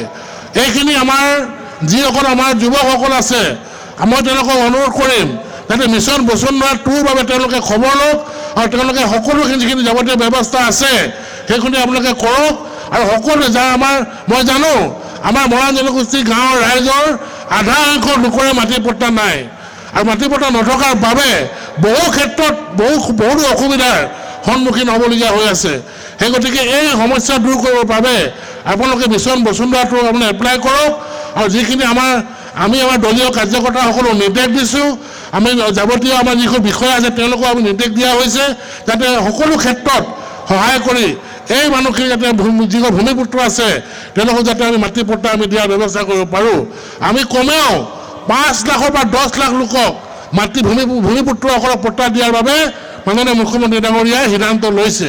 সেই গতিকে মই আপোনালোকক অনুৰোধ জনাওঁ এই সুবিধা ল'বৰ বাবে সকলোৱে আপোনালোক আগবাঢ়ি আহিব লাগে। আৰু বিশেষকৈ আজি ইয়াত আমাৰ অৰুণাচলৰ উপ মুখ্যমন্ত্ৰী চন্দ্ৰমোহন ডাঙৰীয়া আছে। তেওঁ বিশেষকৈ আমাৰ জনগোষ্ঠীৰ বাবে, মৰাণ লোকসকলৰ বাবে তেওঁৰ অন্তৰত যিমান মৰম চেনেহ আছে আপোনাৰ সকলোৱে জানো, তেওঁ যিদৰে আমাৰ সকলো ক্ষেত্ৰত তেওঁ আমাক সহায় সহযোগ কৰি আছে, সদায় কৰি থাকে। আৰু আমিও অৰুণাচলবাসী ৰাইজৰ লগত সদায় আমি মিলিজুলি, কাৰণ যিহেতু আমাৰ এই গোটেই অঞ্চলটো আমাৰ অৰুণাচল ৰাজ্যৰ লগত আলোচনা হৈ আছে। আমি অৰুণাচলৰ মাননীয় উপ মুখ্যমন্ত্ৰী চন্দ্ৰমোহন ডাঙৰীয়াৰ লগতো কেইবাবাৰো আমি এই সীমাৰ ক্ষেত্ৰত আমি আলোচনা কৰিছোঁ। আৰু আমি এটা স্থায়ী সমাধানৰ দিশত আমি আগবাঢ়ি গৈছোঁ, যাৰ দ্বাৰা আমাৰ সীমা সমস্যা নাথাকিব, আমাৰ এটা স্থায়ী সমাধান হ'ব, যাতে আমাৰ বসবাস কৰা খিলঞ্জীয়া লোকসকলৰ যাতে সীমাৰ ক্ষেত্ৰত যাতে কোনো সমস্যা নহয়। আৰু অৰুণাচলৰ লগত যাতে আমাৰ কোনো ধৰণৰ এই সীমাক লৈ বা অন্যান্য কথাক লৈ যাতে খাম খেয়ালি নহয়। আৰু আমি সকলো জানো যিকোনো দেশৰ ওচৰ চুবুৰীয়া ৰাজ্যৰ লগত যদি আমি মিলি নাথাকিলে আমাৰ বহুতো সমস্যা আমাৰ আহি দেখা দিব। সেই গতিকে সেই সমস্যা যাতে নহয় আৰু আমি যদি শান্তিপূৰ্ণভাৱে থাকিব পাৰোঁ, আৰু আমাৰ আহিবলগীয়া ভৱিষ্যত আমাৰ যিসকল প্ৰজন্ম আছে সেইসকলো যাতে আমাৰ অৰুণাচল আমাৰ অসমৰ লগত যিটো আমাৰ মৰম চেনেহ ভাতৃত্ববোধ আগৰ দিনৰ পৰা যিটো চলি আহিছে সেইটো সদায় যাতে বাহল থাকে তাৰ বাবে মই সকলো ৰাইজক মই বিনম্ৰ অনুৰোধ জনাম আৰু আমাৰ সীমা সমস্যাৰ ক্ষেত্ৰত আমি এটা অতি সোনকালে এটা স্থায়ী সমাধানৰ দিশত আমি আগবাঢ়িম তাৰ বাবে আমি সকলো কোনেও চিন্তা কৰিব নালাগে কাৰণ সোণামণি ডাঙৰীয়াই যিদৰে ব্যৱস্থা লৈছে আমি আমি শলাগ ল'বই লাগিব আৰু তেওঁৰ প্ৰচেষ্টাৰ বাবেই আজি অৰুণাচল আমাৰ ওচৰ চুবুৰীয়া সীমাত আমাৰ শান্তিপূৰ্ণ ব্যৱস্থা হৈ আছে আৰু ভৱিষ্যতেও হৈ থাকিব এইখিনিকে কৈ মই মৰাণ সভাৰ মই নৱনিৰ্বাচিত যিসকল আমাৰ কমিটি হৈছে সমিতিত তেওঁলোকক মই অনুৰোধ জনাম যে তেওঁলোকে যাতে সকলো ক্ষেত্ৰত যাতে আমাৰ আলোচনা বিবেচনা কৰি মৰাণ জনগোষ্ঠী আগুৱাই নিয়াৰ ক্ষেত্ৰত জাতিটোক যাতে আৰু শক্তিশালী কৰাৰ ক্ষেত্ৰত এটা সমানভাৱে যাতে আমি বিভিন্ন কাৰ্যসূচী আগুৱাই যাব পাৰোঁ তাৰ বাবে অনুৰোধ জনাম আৰু আমি এই অঞ্চলৰ আমি বিশেষকৈ মোৰ বন্ধুবৰ বিধায়ক ভাস্কৰ শৰ্মা ডাঙৰীয়া আছে ভাস্কৰ শৰ্মা ডাঙৰীয়াও তেওঁ সদায় আমাৰ জনগোষ্ঠীৰ বাবে তেওঁ চিন্তা কৰে আৰু এই অঞ্চলৰ উন্নয়নৰ বাবে তেওঁ কাম কৰিছে বিশেষকৈ মহং এনেকুৱা এটা অঞ্চল আছিলে য'ত মই বহু বছৰ আগত যেতিয়া আহিছিলোঁ ইয়াত মটৰচাইকেলখন আনিবলৈ অসুবিধা আছিলে সেইখন মটৰচাইকেল আমি ঠেলি আহিবলগীয়া হৈছিলে কিন্তু আজি আমি এই বুঢ়ীদিহিং মৌজাত মহং অঞ্চলত আমি গাড়ী লৈ আহিব পাৰিছোঁ গাড়ী আমি বিভিন্ন ঠাইত ঘূৰিব পাৰিছোঁ এই চৰকাৰখনৰ উন্নয়নৰ বাবে আৰু স্থানীয় বিধায়ক ভাস্কৰ শৰ্মাৰ প্ৰচেষ্টাত আমি উন্নয়নৰ দিশত আমি গতি লৈছোঁ আৰু এই অঞ্চলো বিভিন্ন চৰকাৰী আঁচনিৰ যোগেদি উন্নয়নৰ দিশত আগবাঢ়িছে এইখিনিকে কৈ আৰু মই আজি এই মহংবাসী ৰাইজক তথা সমগ্ৰ অসমৰ ৰাইজক আৰু আগন্তুক যি নৱবৰ্ষ আহি আছে আমাৰ মাজলৈ এই নৱবৰ্ষৰ সকলোকে শুভেচ্ছা জনাই সকলোকে মোৰ শ্ৰদ্ধা জনাই মোৰ দুআষাৰ সামৰিছোঁ ধন্যবাদ ধন্যবাদ থাকিল শদিয়া সমষ্টিৰ বিধায়ক বলিন চেতিয়া দিবলৈ তেখেতে অসম অৰুণাচলৰ যি আমাৰ সমন্বয় আছে তাৰ সেই বিষয়ে আপোনালোকৰ আগত বিৱৰি ক'লে আৰু এতিয়া আমাৰ হাজং সাংস্কৃতিক দলটি আছে হাজং জনগোষ্ঠীয় সাংস্কৃতিক দলটোত মঞ্চত প্ৰৱেশ কৰিবৰ কাৰণে অনুৰোধ জনাইছোঁ আৰু তেখেতলোকৰ নৃত্য প্ৰদৰ্শন কৰিবৰ কাৰণে অনুৰোধ জনাইছোঁ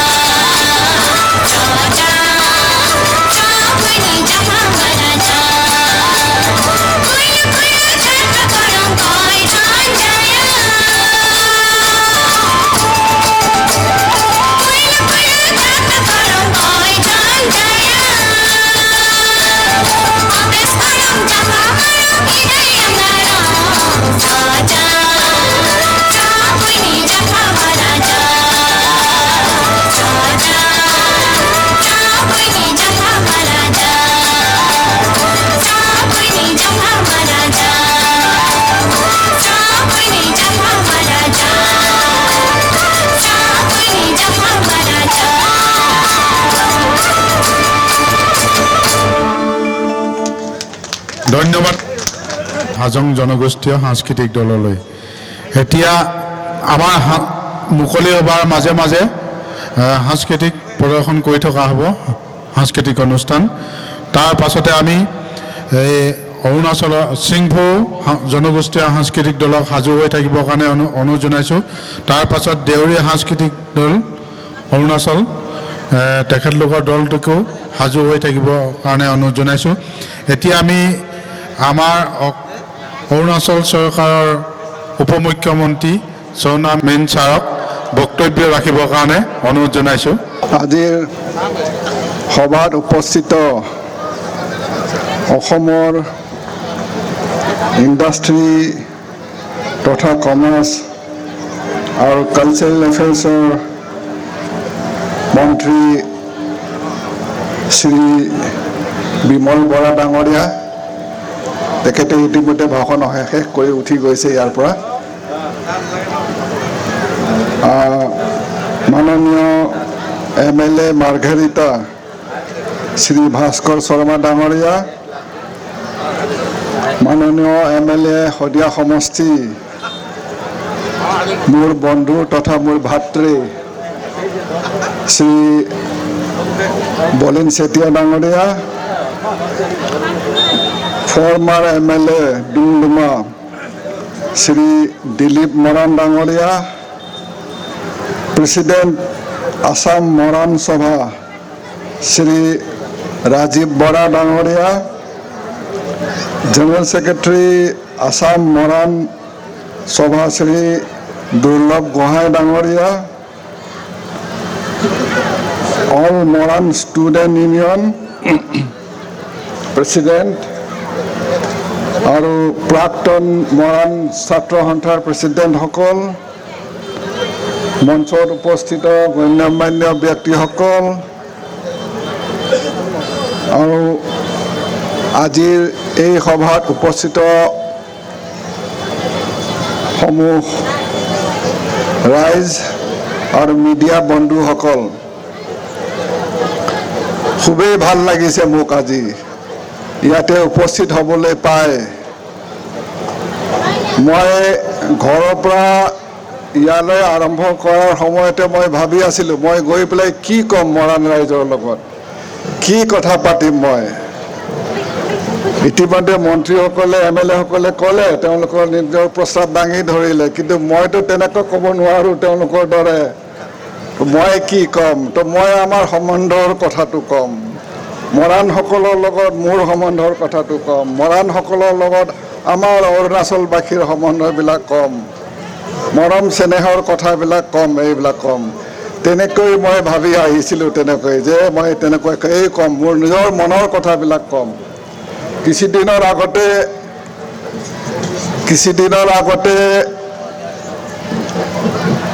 ৰাজীৱ বৰা ডাঙৰীয়া, মৰাণ সভাৰ নৱনিৰ্বাচিত প্ৰেচিডেণ্ট, তেখেতে আহিছিল মোৰ ঘৰলৈ তেখেতৰ বন্ধুবৃন্দৰ লগতে।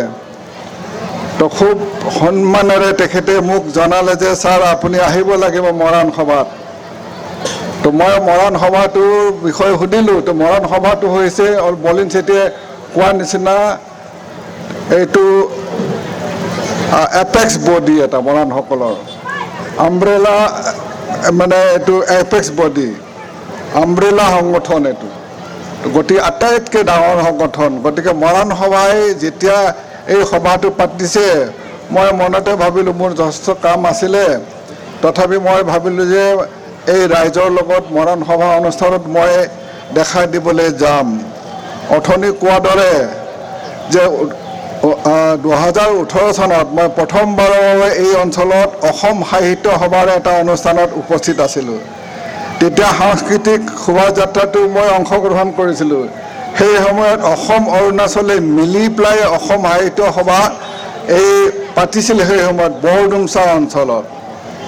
তেতিয়াও মোৰ দ্বাৰা যিবিলাক সহায় সাৰথি আগবঢ়াব লাগিছিলে মই সহায় সাৰথি আগবঢ়াইছিলোঁ। আজি এইটো দ্বিতীয়বাৰ আহিছোঁ মই মহং অঞ্চলত, আপোনালোকৰ ওচৰত উপস্থিত হৈ পেলাই মই খুব ভাল লাগিছে মোৰ। আমাৰ সম্বন্ধটো অতি পুৰণি, বিশেষকৈ অৰুণাচল অসমৰ সম্বন্ধটো অতি পুৰণি। আপুনি সেই বালিপাৰা অঞ্চলৰ পৰা লৈ পেলাই ইটানগৰ পাৰ হৈ পেলাই আপুনি চিয়াং অঞ্চল, লোহিত, নামচাই জিলা পাৰ হৈ পেলাই তিৰাপ, লংডিঙলৈকে যিসকল সীমান্তৱৰ্তী অঞ্চলত লোকসকল বসবাস কৰি আছে, তেওঁলোকৰ সম্বন্ধটো অতি পুৰণি, এতিয়াও অটুট হৈ আছে। তো গতিকে মই কওঁ যে আমাৰ যিটো লিগেচি, সম্বন্ধৰ যিটো লিগেচি আছে, ইতিহাস আছে, পূৰ্বজেদে যিটো আমাৰ পূৰ্বপুৰুষসকলে যিটো সম্বন্ধ ৰাখি থৈ আহিছে, যিটো সম্বন্ধ প্ৰচলিত চলি আহিছে, সেই লিগেচিটো নতুন প্ৰজন্মও আগবঢ়াই লৈ যাব লাগে। আমাৰ সম্বন্ধটো নতুন প্ৰজন্মই আগবঢ়াই লৈ যাব লাগে। তাৰোপৰি অসম অৰুণাচলৰ সম্বন্ধটোতো আছেই, খামতিসকলৰ লগত, মৰাণসকলৰ লগত সম্বন্ধটো অতি পুৰণি।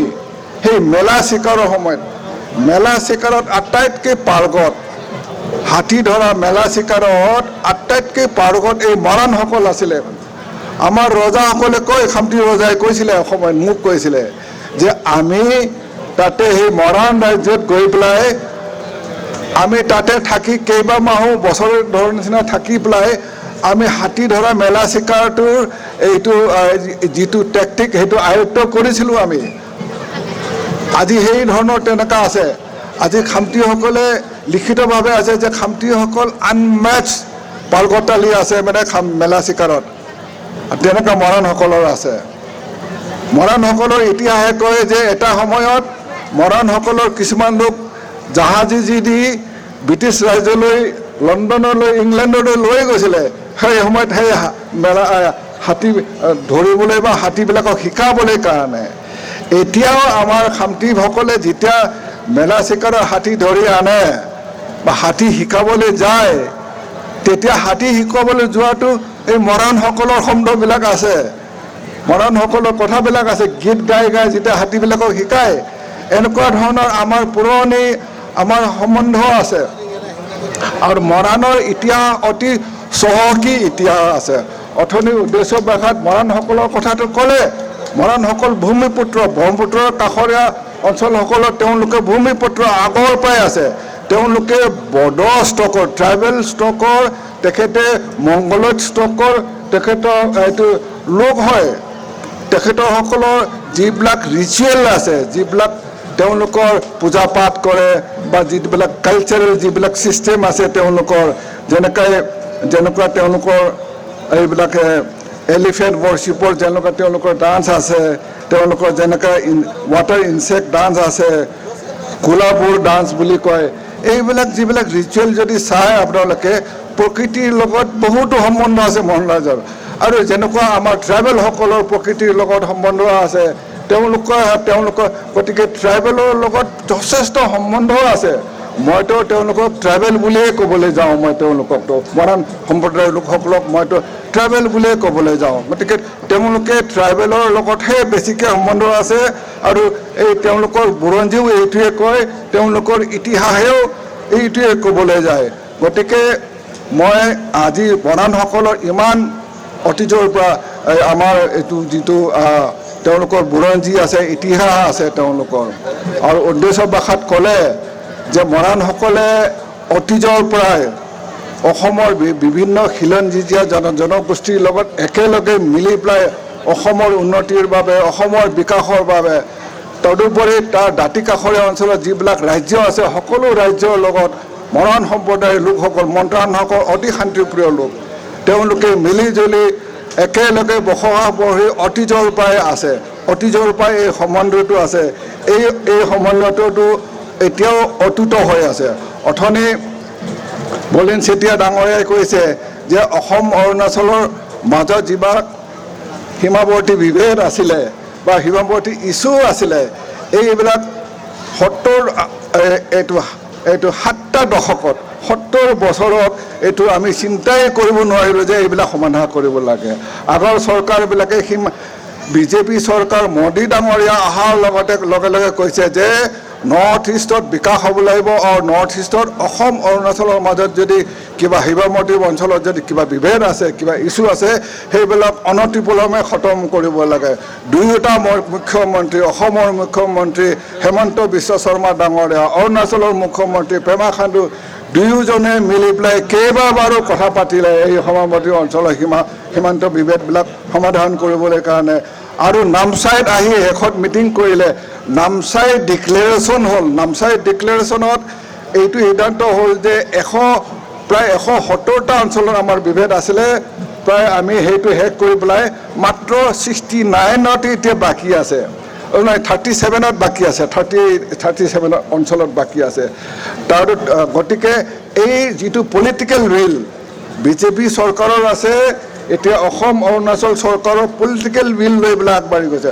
12টা ৰিজনেল কমিটি পাতিছে তাৰ ভিতৰত ৰিজনেল কমিটিৰ ভিতৰতে লোহিত জিলা আৰু নামচাই জিলা ৰিজনেল কমিটিৰ চেয়াৰমেন মই তিনিচুকীয়া জিলাৰ অসমৰ পৰা তিনিচুকীয়া জিলা ৰিজনেল কমিটিৰ চেয়াৰমেন অতুল বৰা ডাঙৰীয়া মই বলিন চেতিয়া ডাঙৰীয়াৰ লগতে মোৰ ভাতৃও হয় মোৰ বন্ধুও হয় মোতকৈ বয়সত বহুতো সৰু তো আমি দুইজনে টেলিফোনত সদায় কথা পাতোঁ আমাৰ শিৱমতী অঞ্চলবিলাক আমি ভালকৈ কৰিব লাগিব এইবিলাকক আমি থিতাপি দিব লাগিব তেনেকুৱাকৈ আমি 3বাৰ এতিয়ালৈকে মিটিং কৰিলোঁ গুৱাহাটীত আমি শেহতীয়া মিটিং কৰিলোঁ তাতে আমি ৰিজল্ভ কৰি দিলোঁ যে আমাৰ শদিয়া অঞ্চলৰ লগত লোহিত জিলাৰ লগত কোনো নাই এজ ইজ ভেৰ ইজ বেচিছ আমি সেইটো ৰিজল্ভ কৰিলোঁ তাত অসম অৰুণাচলৰ ৰাইজেও তাত সীমাৱৰ্তী অঞ্চলৰ ৰাইজে ইয়াৰ মিচিমি ৰাইজে সেইফালৰ অসমীয়া ৰাইজে সকলোৱে মিলি কৈছে যে আমাৰ ইয়াত বিভেদ নাই এজ ইজ ভেৰ ইজ বেচিছ য'তে যেনেকৈ আছে আমি তেনেকুৱাই থাকিম এইটো ৰিজল্ভ হৈ গ'ল তাৰোপৰি নামচাই জিলাটো আমি যেনেকৈ আমাৰ এইটো কি কয় চেণ্ট্ৰেল কমিটিৰ যিটো সিদ্ধান্ত আছে সেইমতে আমি কৰি গৈ থাকিম ইয়াতো কোনো বিভেদ নাই গতিকে প্ৰথম এইটো ৰিজনেল কমিটিৰ দুটা অতুল বৰা ডাঙৰীয়া আৰু মোৰ নেতৃত্বত যিটো প্ৰথম ৰিজনেল কমিটি আছে এই সীমান্ত বিবাদত আমি ৰিজল্ভ কৰি দিছোঁ বুলি মই ডাঠিকৈ ক'ব পাৰোঁ আমি ৰিপৰ্ট দি দিছোঁ বলিন চেতিয়াই স্বাক্ষৰ দিছে জিংনু নামচুম ডাঙৰীয়াই স্বাক্ষৰ দিছে জুম এটি ডাঙৰীয়ানীয়ে স্বাক্ষৰ দিছে মই স্বাক্ষৰ দিছোঁ অতুল বৰা ডাঙৰীয়াই স্বাক্ষৰ দিছে গতিকে ইয়াতে আমাৰ কোনো সীমা বিভেদ নাই এইটো চাংলামতো নাই বুলি এতিয়া ক'বলৈ কৈছে আমাৰ সেইটো ভাস্কৰ শৰ্মা ডাঙৰীয়াই গতিকে ক'তো নাই বুলিয়ে ক'ব লাগিব এইটো মাত্ৰ চৰকাৰী লেভেলত যেতিয়া ফৰেষ্ট ডিপাৰ্টমেণ্টে যায় যেতিয়া পুলিচে যায় তেতিয়াহে বিভেদ হয় আমাৰ মাজততো নাই নহয় বিভেদটো তেনেকুৱাকৈ তো এনেকুৱা ধৰণৰ আমাৰ যি ৰিলেশ্যন আছে আৰু আপুনি চাওক 7টা দশকত আমি অসমৰ কথাটো আমিতো অসমত আহি থাকোঁ তেতিয়া আমি দেখোঁ ইয়াৰ ৰাস্তা পদূলিবিলাক ইয়াৰ উন্নতিবিলাক আমি দেখি থাকোঁ এতিয়া 2014ৰ ভিতৰত যেতিয়া মোদী চৰকাৰ আহিলে তেতিয়া মোদী চৰকাৰে কি কৈছে যে ভাৰতবৰ্ষক যদি বিকাশ লাগে ভাৰতবৰ্ষক যদি উন্নতি লাগে নৰ্থ ইষ্টটো উন্নতি হ'ব লাগে গতিকে নৰ্থ ইষ্টক কি বুলি কৈছে তেখেতে engine of growth for India যদি বিকাশৰ ইঞ্জিনটো কোনটো আছে নৰ্থ ইষ্টটোহে ইঞ্জিন হয় গতিকে সেই নৰ্থ ইষ্টটো বিকাশ নহ'লে ভাৰতবৰ্ষক বিকাশ নহ'ব আজি আপুনি 4 লেন ৰোড আপুনি গোটেই অসমত ইপাৰৰ পৰা সিপাৰলৈ আপুনি 4 লেন ৰোড দেখিবলৈ পাইছে এতিয়া মই অসমৰ ইয়াৰ মাজেদি আহিছোঁ গাঁৱৰ মাজেদি আহিছোঁ কিমান ধুনীয়া ৰাস্তা পদূলি বনাই আছে আমাৰ ভাস্কৰ শৰ্মা ডাঙৰীয়াই কৈছে যে ইয়াৰ আমাৰ কি অসম মালা মইতো ভাৰত মালা বুলিয়ে জানিছিলোঁ কিন্তু অসম মালাও যে কৰিছে অসমৰ মুখ্যমন্ত্ৰী হেমন্ত বিশ্ব শৰ্মাই খুব ভাল লাগিছে মোক যে 4 লেন ৰোড হ'ব এইটো গতিকে যাতায়াতৰ কিমান সুন্দৰ হৈছে এতিয়া আমাৰ হাইৱে হৈছে এয়াৰৱেজ হৈছে এতিয়া গুৱাহাটীৰ যিটো এৰোড্ৰম সেইটো কিমান ডাঙৰকৈ কৰিব ইণ্টাৰনেশ্যনেল এৰোড্ৰম এয়াৰপৰ্ট কৰিব এতিয়া ডিব্ৰুগড় এয়াৰপৰ্ট হ'ব মাৰ্ঘেৰিটাটো হ'ব অলৰেডি মাৰ্ঘেৰিটা টু চাংলাং যিটো ৰাস্তা আছে হাইৱে আছে 40 crore অলৰেডি চেংচন হৈ গ'ল অৰুণাচলত 44,000 কোটি টকা চেংচন হৈছে ফ্ৰণ্টিয়াৰ হাইৱে হ'ব আৰু কৰিডৰ অসমৰ লগতে আমাৰ এইটো অৰুণাচলৰ এইটো ডিষ্ট্ৰিক্টবিলাক জোৰা লগাই দিব এতিয়া গতিকে 44 crore টকা হৈছে প্ৰধানমন্ত্ৰী মোদী ডাঙৰীয়াই যেতিয়া আমাৰ ধনীপলৰ এয়াৰপৰ্ট হুলুংগি এয়াৰপৰ্ট যেতিয়া আমাৰ ইটানগৰ এয়াৰপৰ্ট মুকলি হৈছে তেখেতে কৈছে যে অৰুণাচল প্ৰদেশত এতিয়া খুব ডাঙৰকৈ আমি হাইৱে মানে পৰিনিৰ্বাহ আমি ব্যয় কৰিবলৈ তেনেকুৱাকৈ ইটানগৰ এয়াৰপৰ্ট হৈ গ'ল এতিয়া ইটানগৰলৈকে বম্বে কলকাতা ইটানগৰ হৈছে এতিয়া অতি সোনকালে ইটানগৰৰ পৰা গুৱাহাটীলৈ হ'ব তাৰপিছত ইটানগৰ গুৱাহাটী দিল্লীও হ'ব কিন্তু ইটানগৰ গ'লেতো নহ'ব ইটানগৰৰ পৰা পাছিঘাট যাব লাগিব ইটানগৰৰ পৰা জিৰ' যাব লাগিব ইটানগৰৰ পৰা তেজু আহিব লাগিব ইটানগৰৰ পৰা ডিব্ৰুগড় আহিব লাগিব এতিয়া কি হৈছে ডিব্ৰুগড় হুলুংগি জিৰ' ডিব্ৰুগড় হুলুংগি পাছিঘাট হৈ গৈছে এতিয়া লাহে লাহে আপুনি মেচুকাও যাব পাৰিব আপুনি টুটিং যাব পাৰিব আপুনি বিজয়নগৰ যাব পাৰিব এয়াৰৱেজ এনেকুৱা ধৰণৰ হৈ গ'ল গতিকে ৰেলৱে ছাৰ্ভিচ আহিছে এতিয়া ৰূপাইৰ পৰা পৰশুৰাম কুণ্ডলৈকে ৰেলৱে ছাৰ্ভিচ হ'ব ধুনীয়া পৰশুৰাম কুণ্ড এতিয়া অলৰেডি DPR হৈ গ'ল এতিয়া ডিফেন্স মিনিষ্ট্ৰীত পৰি আছে এতিয়া আমি কৈছোঁ আমাৰ মন্ত্ৰীসকলকো কৈছোঁ মইতো এটা কথা সদায় কওঁ যে মই স্পীকাৰ আছিলোঁ আগতে তেতিয়া মই কওঁ যে আমাৰ নৰ্থ ইষ্টৰ যিবিলাক সমস্যা আছে আমি একেলগে যুঁজিব লাগিব কিছুমান সমস্যা আমাৰ কমন সমস্যা আছে সেইবিলাক একেলগে যুঁজিব লাগে যুঁজিবলৈ কাৰণে আমাৰ কি আছে আমাৰ MPs ফৰাম আছে আমাৰ অসমৰ গোটেই নৰ্থ ইষ্টৰ MPবিলাকে যদি একেলগে যুঁজে MPs ফৰাম আছে সেইবিলাক সমস্যাবিলাক দূৰ কৰিবলৈ MPs ফৰামক আমি লগাব লাগিব আমাৰ যিবিলাক স্পীকাৰ আছে স্পীকাৰ্ছ ফৰাম আছে সেইবিলাকে একেলগে যুঁজিব লাগিব মইতো কওঁ যে এই গোটেই নৰ্থ ইষ্টতে বিজেপি চৰকাৰ আছে আগতেতো বেলেগ বেলেগ চৰকাৰ আছিলে মন নিমিলে আইডিঅ'লজি নিমিলে এতিয়াতো চব আমি একেটাই চৰকাৰ আছোঁ বা আমাৰ এইটো কি কয় আমাৰ এলায়েন্স চৰকাৰ আছে গতিকে মিলিজুলি মইতো কওঁ যে চিফ মিনিষ্টাৰ ফৰামো যদি কৰে কিমান ভাল হ'ব আমাৰ এইটো কি কয় নৰ্থ ইষ্টটো তো এনেকুৱাকৈ নৰ্থ ইষ্টত এতিয়া বিকাশটো ধুনীয়াকৈ ভিজিবল মই যদি কওঁ যে ভিজিবল ডেভেলপমেণ্ট অৰ্থাৎ ভাস্কৰ শৰ্মা ডাঙৰীয়া আৰু বলিন চেতিয়া ডাঙৰীয়া কোৱা নিচিনা ভিজিবল ডেভেলপমেণ্ট দেখিবলৈ পাইছোঁ মোদী চৰকাৰৰ নেতৃত্বত আৰু কি কয় হেমন্ত বিশ্ব শৰ্মাৰ নেতৃত্বত আৰু আমাৰ পেমা খাণ্ডু চৰকাৰৰ নেতৃত্বত আমি অসম অৰুণাচলত ভিজিবল মই হেমন্ত বিশ্ব শৰ্মাৰ প্ৰতি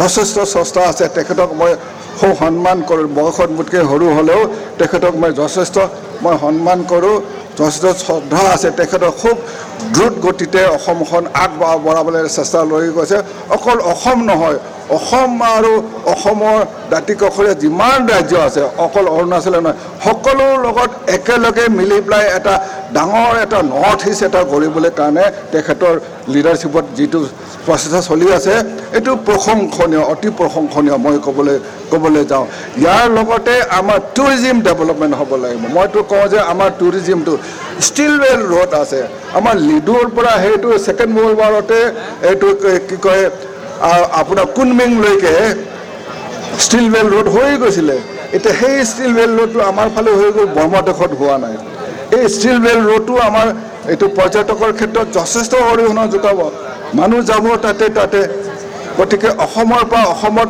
এয়াৰপৰ্টত নমাৰ লগে লগে অসমত যিবিলাক কামাখ্যা আছে ৰিলিজিয়াছ টুৰিজিম আছে বা নেচাৰেল টুৰিজিম আছে ৱাইল্ড লাইফ টুৰিজিম আছে কাজিৰঙা আছে তাৰপিছতে আহি পেলাই অৰুণাচলত আহিব পৰশুৰাম কুণ্ড আছে ইয়াতে আপোনাৰ নেচাৰ টুৰিজিম আছে বিভিন্ন ধৰণৰ টুৰিজিম আছে টুৰিজিমো বহুত আগবাঢ়িব গতিকে অসম অৰুণাচল যদি একেলগে আমি মিলি যাওঁ টুৰিজিম ইকনমিক এক্টিভিটিজ গতিকে সকলোৰে সমাজতে সকলো প্ৰদেশতে সকলো ছ'চাইটিতে ইকনমিক এক্টিভিটিজটো এক্টিভেট হ'ব লাগে ইকনমিক এক্টিভিটিজ নহ'লে ইকনমিটো উন্নত নহ'লে সমাজখন এৰিয়াটো উন্নতি নহয় গতিকে ইকনমিক উন্নতি হ'বলৈ কাৰণে লাইভলিহুড আগবঢ়াব লাগিব চৰকাৰী চাকৰি চবেই পাব নোৱাৰে চৰকাৰী চাকৰি পাবলৈ নহ'লে আমি খেতি বাতি কৰিব লাগিব আমি বেলেগ বেলেগ হেৰিতে নিজৰ ছেল্ফ এমপ্লয়মেণ্টৰ কথা চিন্তা কৰিব লাগিব এনেকুৱা ধৰণৰ যিটো চৰকাৰী সুবিধা দি আছে অৰুণাচল চৰকাৰে যথেষ্ট সুবিধা দি আছে ছাবচিডাইজ ৰেটত কৰি আছে বা অসম চৰকাৰে কৰি আছে এইবিলাক মন্ত্ৰীগৰাকীও ক'লে অথনি বৰা ডাঙৰে দুয়োগৰাকী MLA ক'লে গতিকে এইবিলাক যথেষ্ট এইটো অসম অৰুণাচল প্ৰদেশত আমি যথেষ্ট পৰিৱৰ্তন দেখিবলৈ কি পৰিৱৰ্তন ভাল পৰিৱৰ্তন এটা সামাজিকভাৱে হওক ৰাজনৈতিকভাৱে হওক পলিটিকেল বিল লৈ গৈ আছে পলিটিকেল বিলৰ লগতে এটা ছ'চিয়েল বিলো লৈ গৈ আছে দুয়োগৰাকী MLA ক'লে স্থানীয় MLA আৰু শদিয়াৰ MLA যে মৰাণ ৰাইজৰ লগত মৰাণ ৰাইজৰ কাৰণে কি কৰিব লাগে চৰকাৰে কি ব্যৱস্থা ল'ব লাগে চব কৈ গৈছে মৰাণ ৰাইজৰ লগতে ময়ো আছোঁ সদায় মোৰ লগতে মোৰ উত্তৰ মৰাণ ৰাইজে মোক 25 বছৰ মই যদি মানে এইটো নেৰা নেপেৰাকৈ যদি ৰাইজৰ প্ৰতিনিধিত্ব কৰিব পাৰিছোঁ এতিয়া মই 30 বছৰ 25 বছৰ নেৰা এই মৰাণসকলৰ যোগদান বহুত অপূৰণীয় আছে মৰাণ সমাজৰ গতিকে মহাদেৱপুৰত অথনি মই বহুত মহাদেৱপুৰৰ মানে জীয়ৰী লগ পাইছোঁ ইয়াতে বিয়া হৈ আহিছে ইয়াতো তেওঁলোকে ৰাজনৈতিক ক্ষেত্ৰত তেওঁলোকে যথেষ্ট আগভাগ লৈ কাম কৰি আছে ভাস্কৰ শৰ্মাৰ লগতে গতিকে এনেকুৱাকৈ দেখিবলৈ খুব ভাল পাইছোঁ মই মৰাণ ৰাইজৰ লগত মই কেতিয়াও এৰিব নোৱাৰোঁ মই যোৱা পৰহি মই এখন সৰু সভাতে তাতে গৈছিলোঁ যে মৰাণৰ লগতে মই আছোঁ থাকিম মই ৰাজনৈতিক জীৱনৰ থাকিলেও থাকিম ৰাজনৈতিক জীৱন এৰিলেও মই থাকিম সদায় তেওঁলোকৰ লগত মোৰ সম্বন্ধটো অটুট হৈ থাকিব অসম অৰুণাচলৰ সম্বন্ধ অটুট হৈ থাকিব গতিকে অসম অৰুণাচলৰ সীমাৱৰ্তী অঞ্চলত কোনো বিভেদ নাই চব ঠিক হৈ গ'ল গতিকে আমি অসম অৰুণাচল একেলগে মিলিজুলি আমি অসম অৰুণাচলখনক আৰু উন্নতি কৰিবলৈ আমাৰ দুয়োটা চৰকাৰ মিলি পেলাই আমি চৰকাৰৰ অংগ হিচাপে আমি কাম কৰি যাম বহুত বহুত ধন্যবাদ জয় হিন্দ জয় অৰুণাচল জয় অসম অসম মৰাণ সভা তৰফৰ পৰা সোণামীন ছাৰলৈ আন্তৰিক অভিনন্দন আৰু কৃতজ্ঞতা জ্ঞাপন কৰিলোঁ মৰাণ আৰু শান্তিসকলৰ পুৰণা সম্পৰ্ক যিটো আছে তেখেতে অতি ওচৰৰ পৰা হৃদয়ংগম কৰিব পাৰিছে আৰু গোটেই কথাখিনি আপোনালোকৰ আগত ব্যক্ত কৰিছে আৰু অনাগত দিনতো আমাৰ দুয়োখন ৰাজ্যৰ চুবুৰীয়া অঞ্চলবিলাকৰ সমন্বয় সদৃশ কৰিবৰ কাৰণে পৰামৰ্শ আগবঢ়াইছে আৰু এতিয়া আমাৰ অৰুণাচল প্ৰদেশৰ সিংপুৰ সাংস্কৃতিক দলটিক মঞ্চত প্ৰৱেশ কৰিবৰ কাৰণে আহ্বান জনাইছোঁ আৰু নৃত্য প্ৰদৰ্শন কৰিবৰ কাৰণে অনুৰোধ জনালোঁ ইতিমধ্যে আমাৰ চিনাকি পৰিচয় হাত ধৰিব বিচাৰিছোঁ আমাৰ মাজত আহি উপস্থিত হৈছে সদৌ মৰাণ ছাত্ৰ সন্থাৰ ভাৰপ্ৰাপ্ত সভাপতি পলিত বৰা ডাঙৰীয়া ইয়াৰ পাছত সাংস্কৃতিক দলটোৰ পাছতে আমাৰ নিৰ্দিষ্ট বক্তা হিচাপে আমন্ত্ৰণ কৰি অনা ধুলেশ্বৰ চেতিয়া আমাৰ অসম মৰাণ সভাৰ উপদেষ্টা তেখেতক নিৰ্দিষ্ট বক্তা ভাষণ আগবঢ়াব এতিয়া আমাৰ সিংপুৰ সাংস্কৃতিক দলটিক নৃত্য প্ৰদৰ্শন কৰিবৰ কাৰণে অনুৰোধ জনালোঁ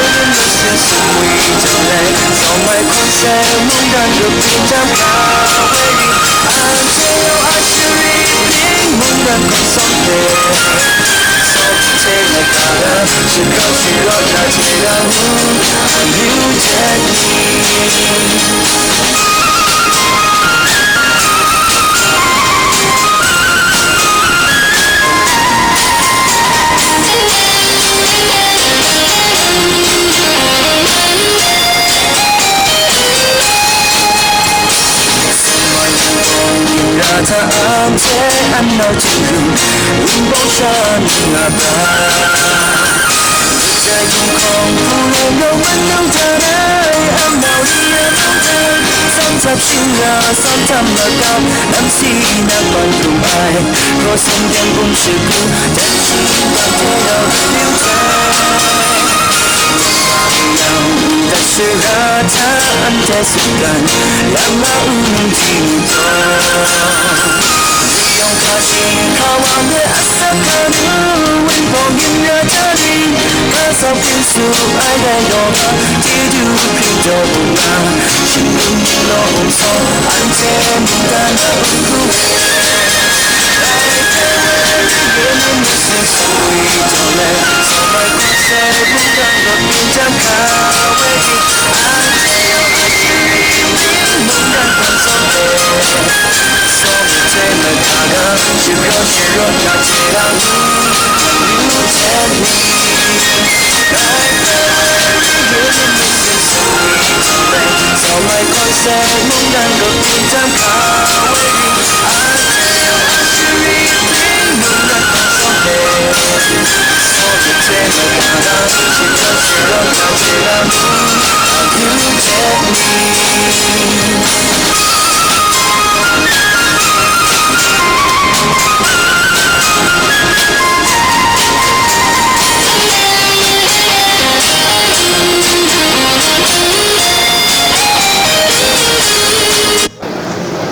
আমি মঞ্চলৈ আমন্ত্ৰণ জনাইছোঁ সদৌ মৰাণ কলা সংস্কৃতি বিকাশ কেন্দ্ৰৰ সন্মানীয় সাধাৰণ সম্পাদক শ্ৰী মণ্টু চেতিয়াদেৱক, তেখেতকো মঞ্চলৈ আহিবৰ কাৰণে অনুৰোধ জনাইছোঁ।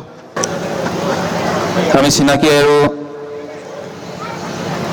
আদৰণি অনুষ্ঠান দি আমাৰ মাজত উপস্থিত হৈছেহি শ্ৰীযুত ললিত গগৈ ডাঙৰীয়া, তিনিচুকীয়া জিলাৰ হেণ্ডবল সন্থাৰ সন্মানীয় সভাপতি, লগতে তিনিচুকীয়া জিলাৰ হেণ্ডবল সন্থাৰ সাধাৰণ সম্পাদক শ্ৰীযুত গিৰীশ ঢেকিয়াল ফুকন, তেখেতকো আমি সন্মান জনাব বিচাৰিছোঁ।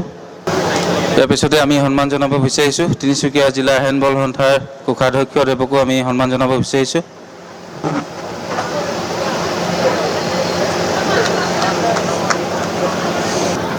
ইয়াৰ পিছতেই আমি সন্মান জনাব বিচাৰিছোঁ আজি মুকলি সভাৰ বিশিষ্ট অতিথি হিচাপে আমি আমন্ত্ৰণ কৰি আনিছিলোঁ শ্ৰীযুত ৰাজকুমাৰ বাৱৈ, সভাপতি TMPK, তেখেতকো সন্মান জনাবৰ কাৰণে আমাৰ সতীৰ্থসকলক অনুৰোধ জনাইছোঁ। তেখেত ৰাজকুমাৰ মৰাং, প্ৰেচিডেণ্ট TMPK। ইয়াৰ পিছতে আমি সন্মান জনাব বিচাৰিছোঁ Minturaj Morang, vice president TMPK। আৰু ইয়াৰ পিছতে আমি সন্মান জনাব বিচাৰিছোঁ সুচেন দলে, প্ৰেচিডেণ্ট MMK তিনিচুকীয়া ডিষ্ট্ৰিক্ট। ইয়াৰ পিছৰ কাৰ্যসূচী সভাপতিদেৱক চলাই যাবৰ কাৰণে অনুৰোধ জনাইছোঁ। এতিয়া আমি নিৰ্দিষ্ট বক্তা হিচাপে আমি আমন্ত্ৰণ কৰি আনিছিলোঁ আমাৰ অসম মৰাণ সভাৰ কেন্দ্ৰীয় উপদেষ্টা থুলেশ্বৰ চেতিয়াদেৱক, গতিকে তেখেতৰ ভাষণ আগবঢ়াবৰ কাৰণে আমি আমন্ত্ৰণ জনাইছোঁ। অসম মৰাণ সভাৰ ২০তম ত্ৰিবাৰ্ষিক অধিৱেশনৰ আজি তৃতীয় দিনাৰ প্ৰথমখন মুকলি সভাৰ সন্মানীয় সভাপতি, বৰ্তমানৰ সভাপতি যদি আমি সম্বোধন কৰোঁ সুৰেণ নেওগ ডাঙৰীয়া,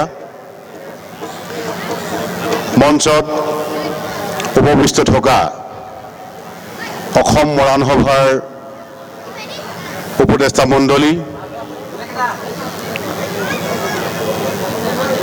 অসম মৰাণ সভাৰ সাধাৰণ সম্পাদকে প্ৰমুখ কৰি বিভিন্ন বিষয়ববীয়াসকল, সদৌ মৰাণ ছাত্ৰ সন্থাৰ সন্মানীয় সভাপতি নৱ মৰাণ ডাঙৰীয়াকে প্ৰমুখ কৰি ভাৰপ্ৰাপ্ত সভাপতি পলিন্দ্ৰ বৰাকে প্ৰমুখ কৰি বিষয়ববীয়াসকল, মৰাণ জাতীয় মহিলা পৰিষদৰ সন্মানীয় সভানেত্ৰী দীপা বৰা শইকীয়াকে প্ৰমুখ কৰি অসম হেণ্ডবল সন্থা তিনিচুকীয়া জিলা সমিতিৰ সন্মানীয় সভাপতি ললিত গগৈক প্ৰমুখ কৰি সন্মানীয় বিষয়ববীয়াসকল আদৰণি সমিতিৰ সভাপতি সুমন মৰাণ ককাইদেউকে প্ৰমুখ কৰি আদৰণি সমিতিৰ সন্মানীয় বিষয়ববীয়াসকল মঞ্চৰ সন্মুখত বহি থকা মোৰ অতি শ্ৰদ্ধাৰ ভকত বৈষ্ণৱসকল আৰু এই মঞ্চত উপবিষ্ট থকা বিশিষ্ট অতিথিসকল অসমৰ বিভিন্ন প্ৰান্তৰ পৰা আহি আজি এই মহঙৰ মৰাণ সভাৰ থলীত উপস্থিত থকা শ্ৰদ্ধাৰ ৰাইজ সাংবাদিক বন্ধুসকল ছাত্ৰ ছাত্ৰীসকল আই মাতৃসকল আৰু সন্মানীয় ৰাইজ মই সদৌতিলৈ অসম মৰাণ সভা তৰফৰ পৰা আপোনাৰ সকলোলৈ শ্ৰদ্ধা নিবেদন কৰিছোঁ সন্মানীয় সভাপতি ডাঙৰীয়াই আজি এই মুকলি সভাৰ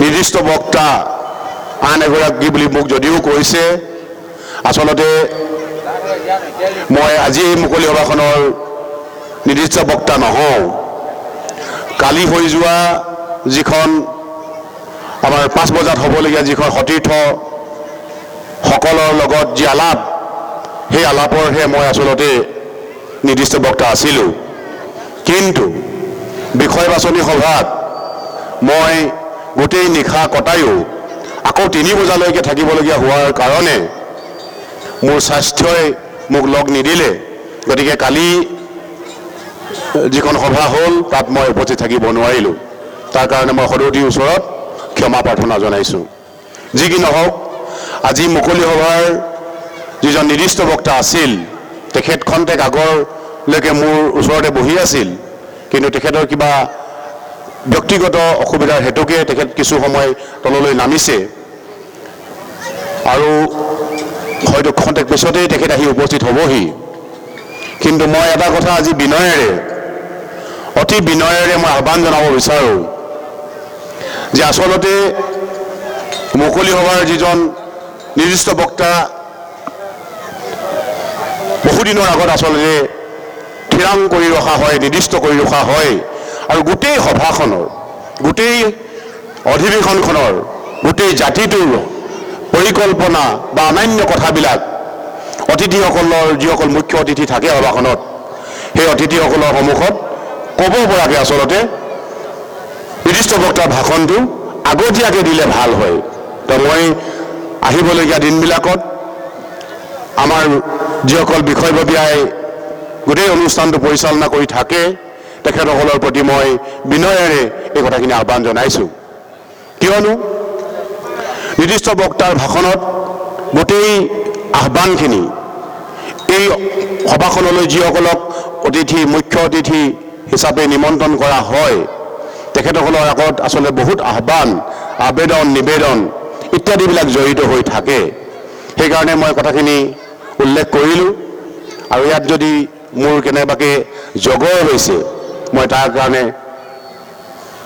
কৰ্মকৰ্তাসকলৰ লগতে সদৌতি ৰাইজৰ ওচৰত ক্ষমা ভিক্ষা মাগিছোঁ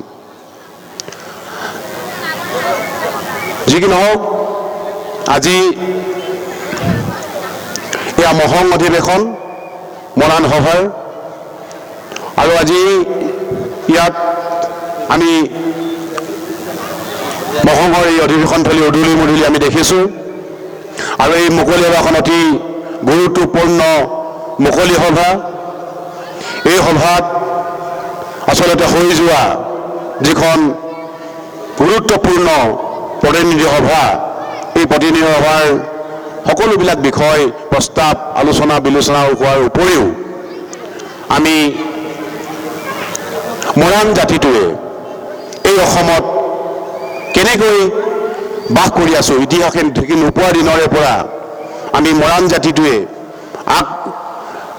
আমি সৌমাৰ খণ্ডত বুলিয়েই কওঁ নহয় গোটেই অসমব্যাপী আচলতে আমি এটা সময়ত আছিলোঁ কিন্তু বিভিন্ন কাৰণত বিভিন্ন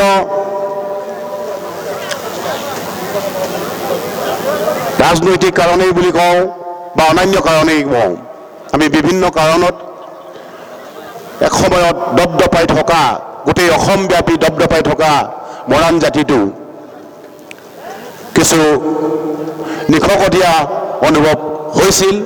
কিন্তু আজি আমি বিশেষকৈ মই নিশকতীয়া বুলি মই আজি নাভাবোঁ। আজি মৰাণ জাতিটোৱে হেৰুৱা যি বীৰত্ব, সেই বীৰত্ব আজি আকৌ প্ৰদৰ্শন কৰিবলৈ সক্ষম হৈছে। আমি এসময়ত আমাৰ মৰাণ জাতিটোৰ অমুক নাই, তমুক নাই, ডক্টৰ নাই, ইঞ্জিনিয়াৰ নাই, অন্যান্য নাই, আমাৰ চব বহি থকা ছাত্ৰ ছাত্ৰী নাই, এই কথাবিলাক আমি অনুভৱ কৰিছিলোঁ। কিন্তু আজি মই ব্যক্তিগতভাৱে অনুভৱ কৰোঁ যে আজি সেই যি আমি নাই বুলি এসময়ত অনুভৱ কৰা কথাখিনি আজি অনুভৱ কৰোঁ মই, যে আমাৰ ছাত্ৰ ছাত্ৰীসকলে আজি কিছু বছৰৰ পৰা যেনেকৈ লিখাই পঢ়াই আগবাঢ়ি গৈছে, মই ভাবোঁ যে আমাৰ এই ছাত্ৰ ছাত্ৰীসকলে এদিনাখন গোটেই অসমৰ বুকুতে, অসমৰ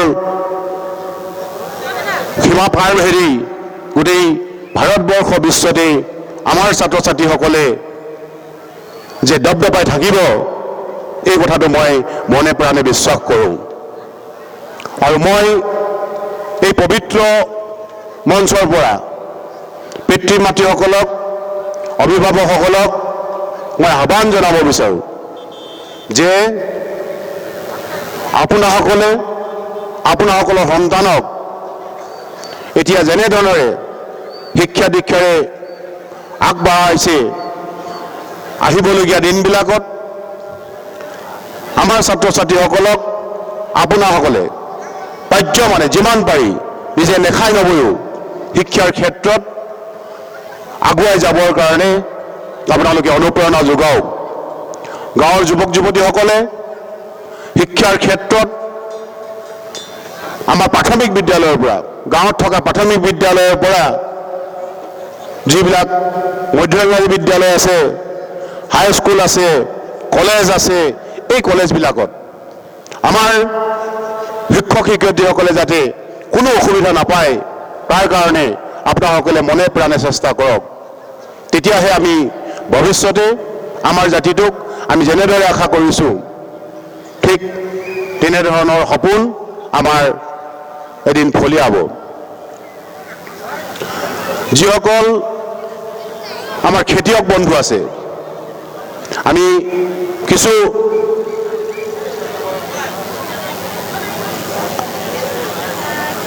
আবেগেৰে, কিছু আক্ষেপেৰে আমি লক্ষ্য কৰিছোঁ যে আমাৰ খেতিয়কসকলে আগতে আমাৰ দেউতাহঁতে, আমাৰ পিতাহঁতে যেনেকৈ খেতি কৰিছিল, যে আমাৰ খেতিয়ক বন্ধুসকলে যাতে যেন আজি সেই খেতিৰ পৰা লাহে লাহে কমি আহিছে যিটো স্পৃহা মনৰ।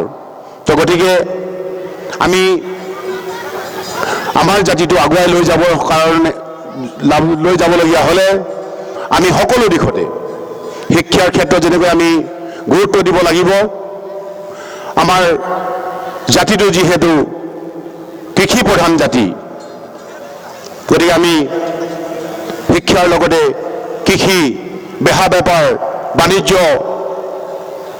কলা সংস্কৃতি সকলো দিশতে আমি আগুৱাই যাবলৈ হ'লে আমি খেতিয়কসকলে ভালকৈ খেতি কৰিব লাগিব। বেহা বেপাৰত থকাসকলে ভালদৰে বেহা বেপাৰ কৰিব লাগিব। ভকত বৈষ্ণৱসকলে তেখেতসকলৰ যি ধৰ্মীয় নীতি নীতি, সেই নীতি নীতিবিলাক উঠি অহা চামৰ লগত আলোচনা বিলোচনাৰ জৰিয়তে যাতে ধৰ্মীয় দিশত আমাৰ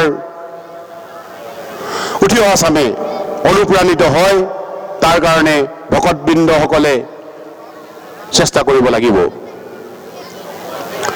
কলা সংস্কৃতি বিকাশ কেন্দ্ৰই আমাৰ মৰাণ জাতিটোৰ যিবিলাক কলা কৃষ্টি আছে, আমি অনুভৱ কৰোঁ যে আমাৰ মৰাণ জাতিটো অসমৰ বিভিন্ন জাতি জনগোষ্ঠীৰ লগত সাংস্কৃতিকভাৱে ভাৱৰ আদান প্ৰদান কৰি আমি যেনেদৰে বৰ্তমান আমাৰ ওচৰ চুবুৰীয়া অৰুণাচল ৰাজ্যৰ লগতে যিসকল জাতি জনগোষ্ঠী আছে সেই জাতি জনগোষ্ঠীসকলৰ লগত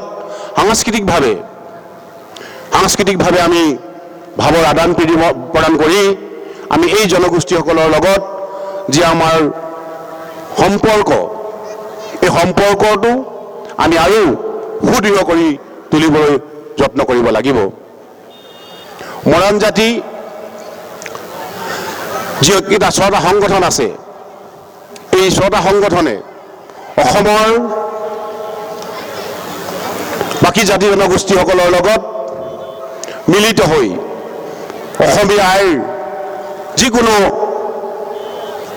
বিপদৰ সময়ত প্ৰত্যাহ্বানৰ সময়ত মৰাণ জাতিয়ে সদায় আগভাগ লৈ আহিছে আৰু ভৱিষ্যতেও মৰাণ জাতিয়ে অসমীয়াৰ সকলো সমস্যা সমাধান কৰিবৰ কাৰণে মৰাণ জাতিটোৱে কেতিয়াও পিছ নুহুকিব। আমি বিভিন্ন জাতি জনগোষ্ঠীৰ সৈতে মিলিত হৈ এখন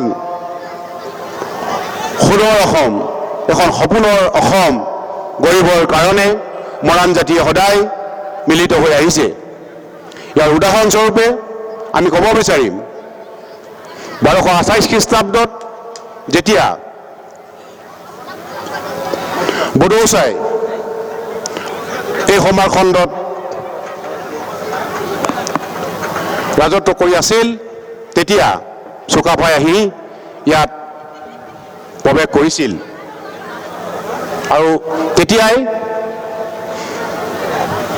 বড়োচাৰ যি বদান্যতা সেই বদান্যতাৰে চুকাফাক আঁকোৱালি লৈ তেওঁৰ জীয়াৰীক চুকাফালৈ বিয়া দিছিল আৰু তাৰ পাছতেই বড়োচাই এটা বৃহত্তৰ অসমীয়া জাতি গঠন প্ৰক্ৰিয়া আৰম্ভ কৰিছিল আৰু তাত মুখ্য ভূমিকা গ্ৰহণ কৰিছিল এই মৰাণসকলে। গতিকে অসমীয়া জাতি গঠন প্ৰক্ৰিয়াত বড়োচাৰ অৱদান কোনো গুণে চুকাফাতকৈ কম নাছিল আৰু সেই বদান্যতা মৰাণ জাতিৰ এতিয়াও আছে আৰু ভৱিষ্যতলৈও থাকিব। তো মই বৰ বেছি দীঘলীয়াকৈ আপোনাসকলৰ আগত বক্তব্য ৰাখিব বিচৰা নাই আৰু এখন মুকলি সভা যিহেতু আছে মই এই মহঙৰ উদুলি মুদুলি পৰিৱেশত অভ্যৰ্থনা সমিতি আৰু এই মহং অঞ্চলৰ ৰাইজৰ যি কঠোৰ পৰিশ্ৰম এই পৰিশ্ৰমক মই শলাগ লৈছোঁ আৰু তেখেতসকলক মই ধন্যবাদ মোৰ অতি নম্ৰভাৱে ধন্যবাদ মই তেখেতসকলক নিবেদন কৰিছোঁ আৰু এই মহামঞ্চত মোক আজি ইয়াত দুআষাৰ বক্তব্য ৰাখিব দিয়াৰ বাবে মই সভাপতি ডাঙৰীয়াক ধন্যবাদ জ্ঞাপন কৰিছোঁ। অভ্যৰ্থনা সমিতিৰ সভাপতিকে প্ৰমুখ কৰি সমগ্ৰ বিষয়ববীয়াসকলক মই ধন্যবাদ কৃতজ্ঞতা আৰু ৰাইজক সেৱা জনাই মোৰ চমু বক্তব্য সামৰণি মাৰিছোঁ। জয়টো মৰাণ জাতি। ধন্যবাদ, নমস্কাৰ। ধন্যবাদ জনাইছোঁ অসম মহান সভাৰ উপদেষ্টা শ্ৰীযুত দুলাল মহাদেৱলৈ। এখেতক আজিৰ মুকলি সভাত এখেতক আমন্ত্ৰিত অতিথি হিচাপে যি ভাষণ আগবঢ়াবৰ কাৰণে আমি আমন্ত্ৰণ জনাইছিলোঁ, অনুৰোধ কৰিলোঁ। তেখেতে আমাৰ অনুৰোধ ৰক্ষা কৰি তেখেতে যি ভাৰুৱা বক্তব্য ৰাখিলে তাৰ কাৰণে আমি পুনৰবাৰ ধন্যবাদ আৰু কৃতজ্ঞতা জ্ঞাপন কৰিছোঁ। আমাৰ আমন্ত্ৰিত অতিথি কেইগৰাকী ইমান উপস্থিত হৈছে, সেই গতিকে তেখেতসকলক পৰিচয়েৰে সম্বৰ্ধনা জনাবৰ কাৰণে অনুৰোধ জনাইছোঁ। সাংস্কৃতিক দলটিক খন্তেক সময় মঞ্চত ৰৈ দিবৰ কাৰণে অনুৰোধ জনালোঁ। ধন্যবাদ।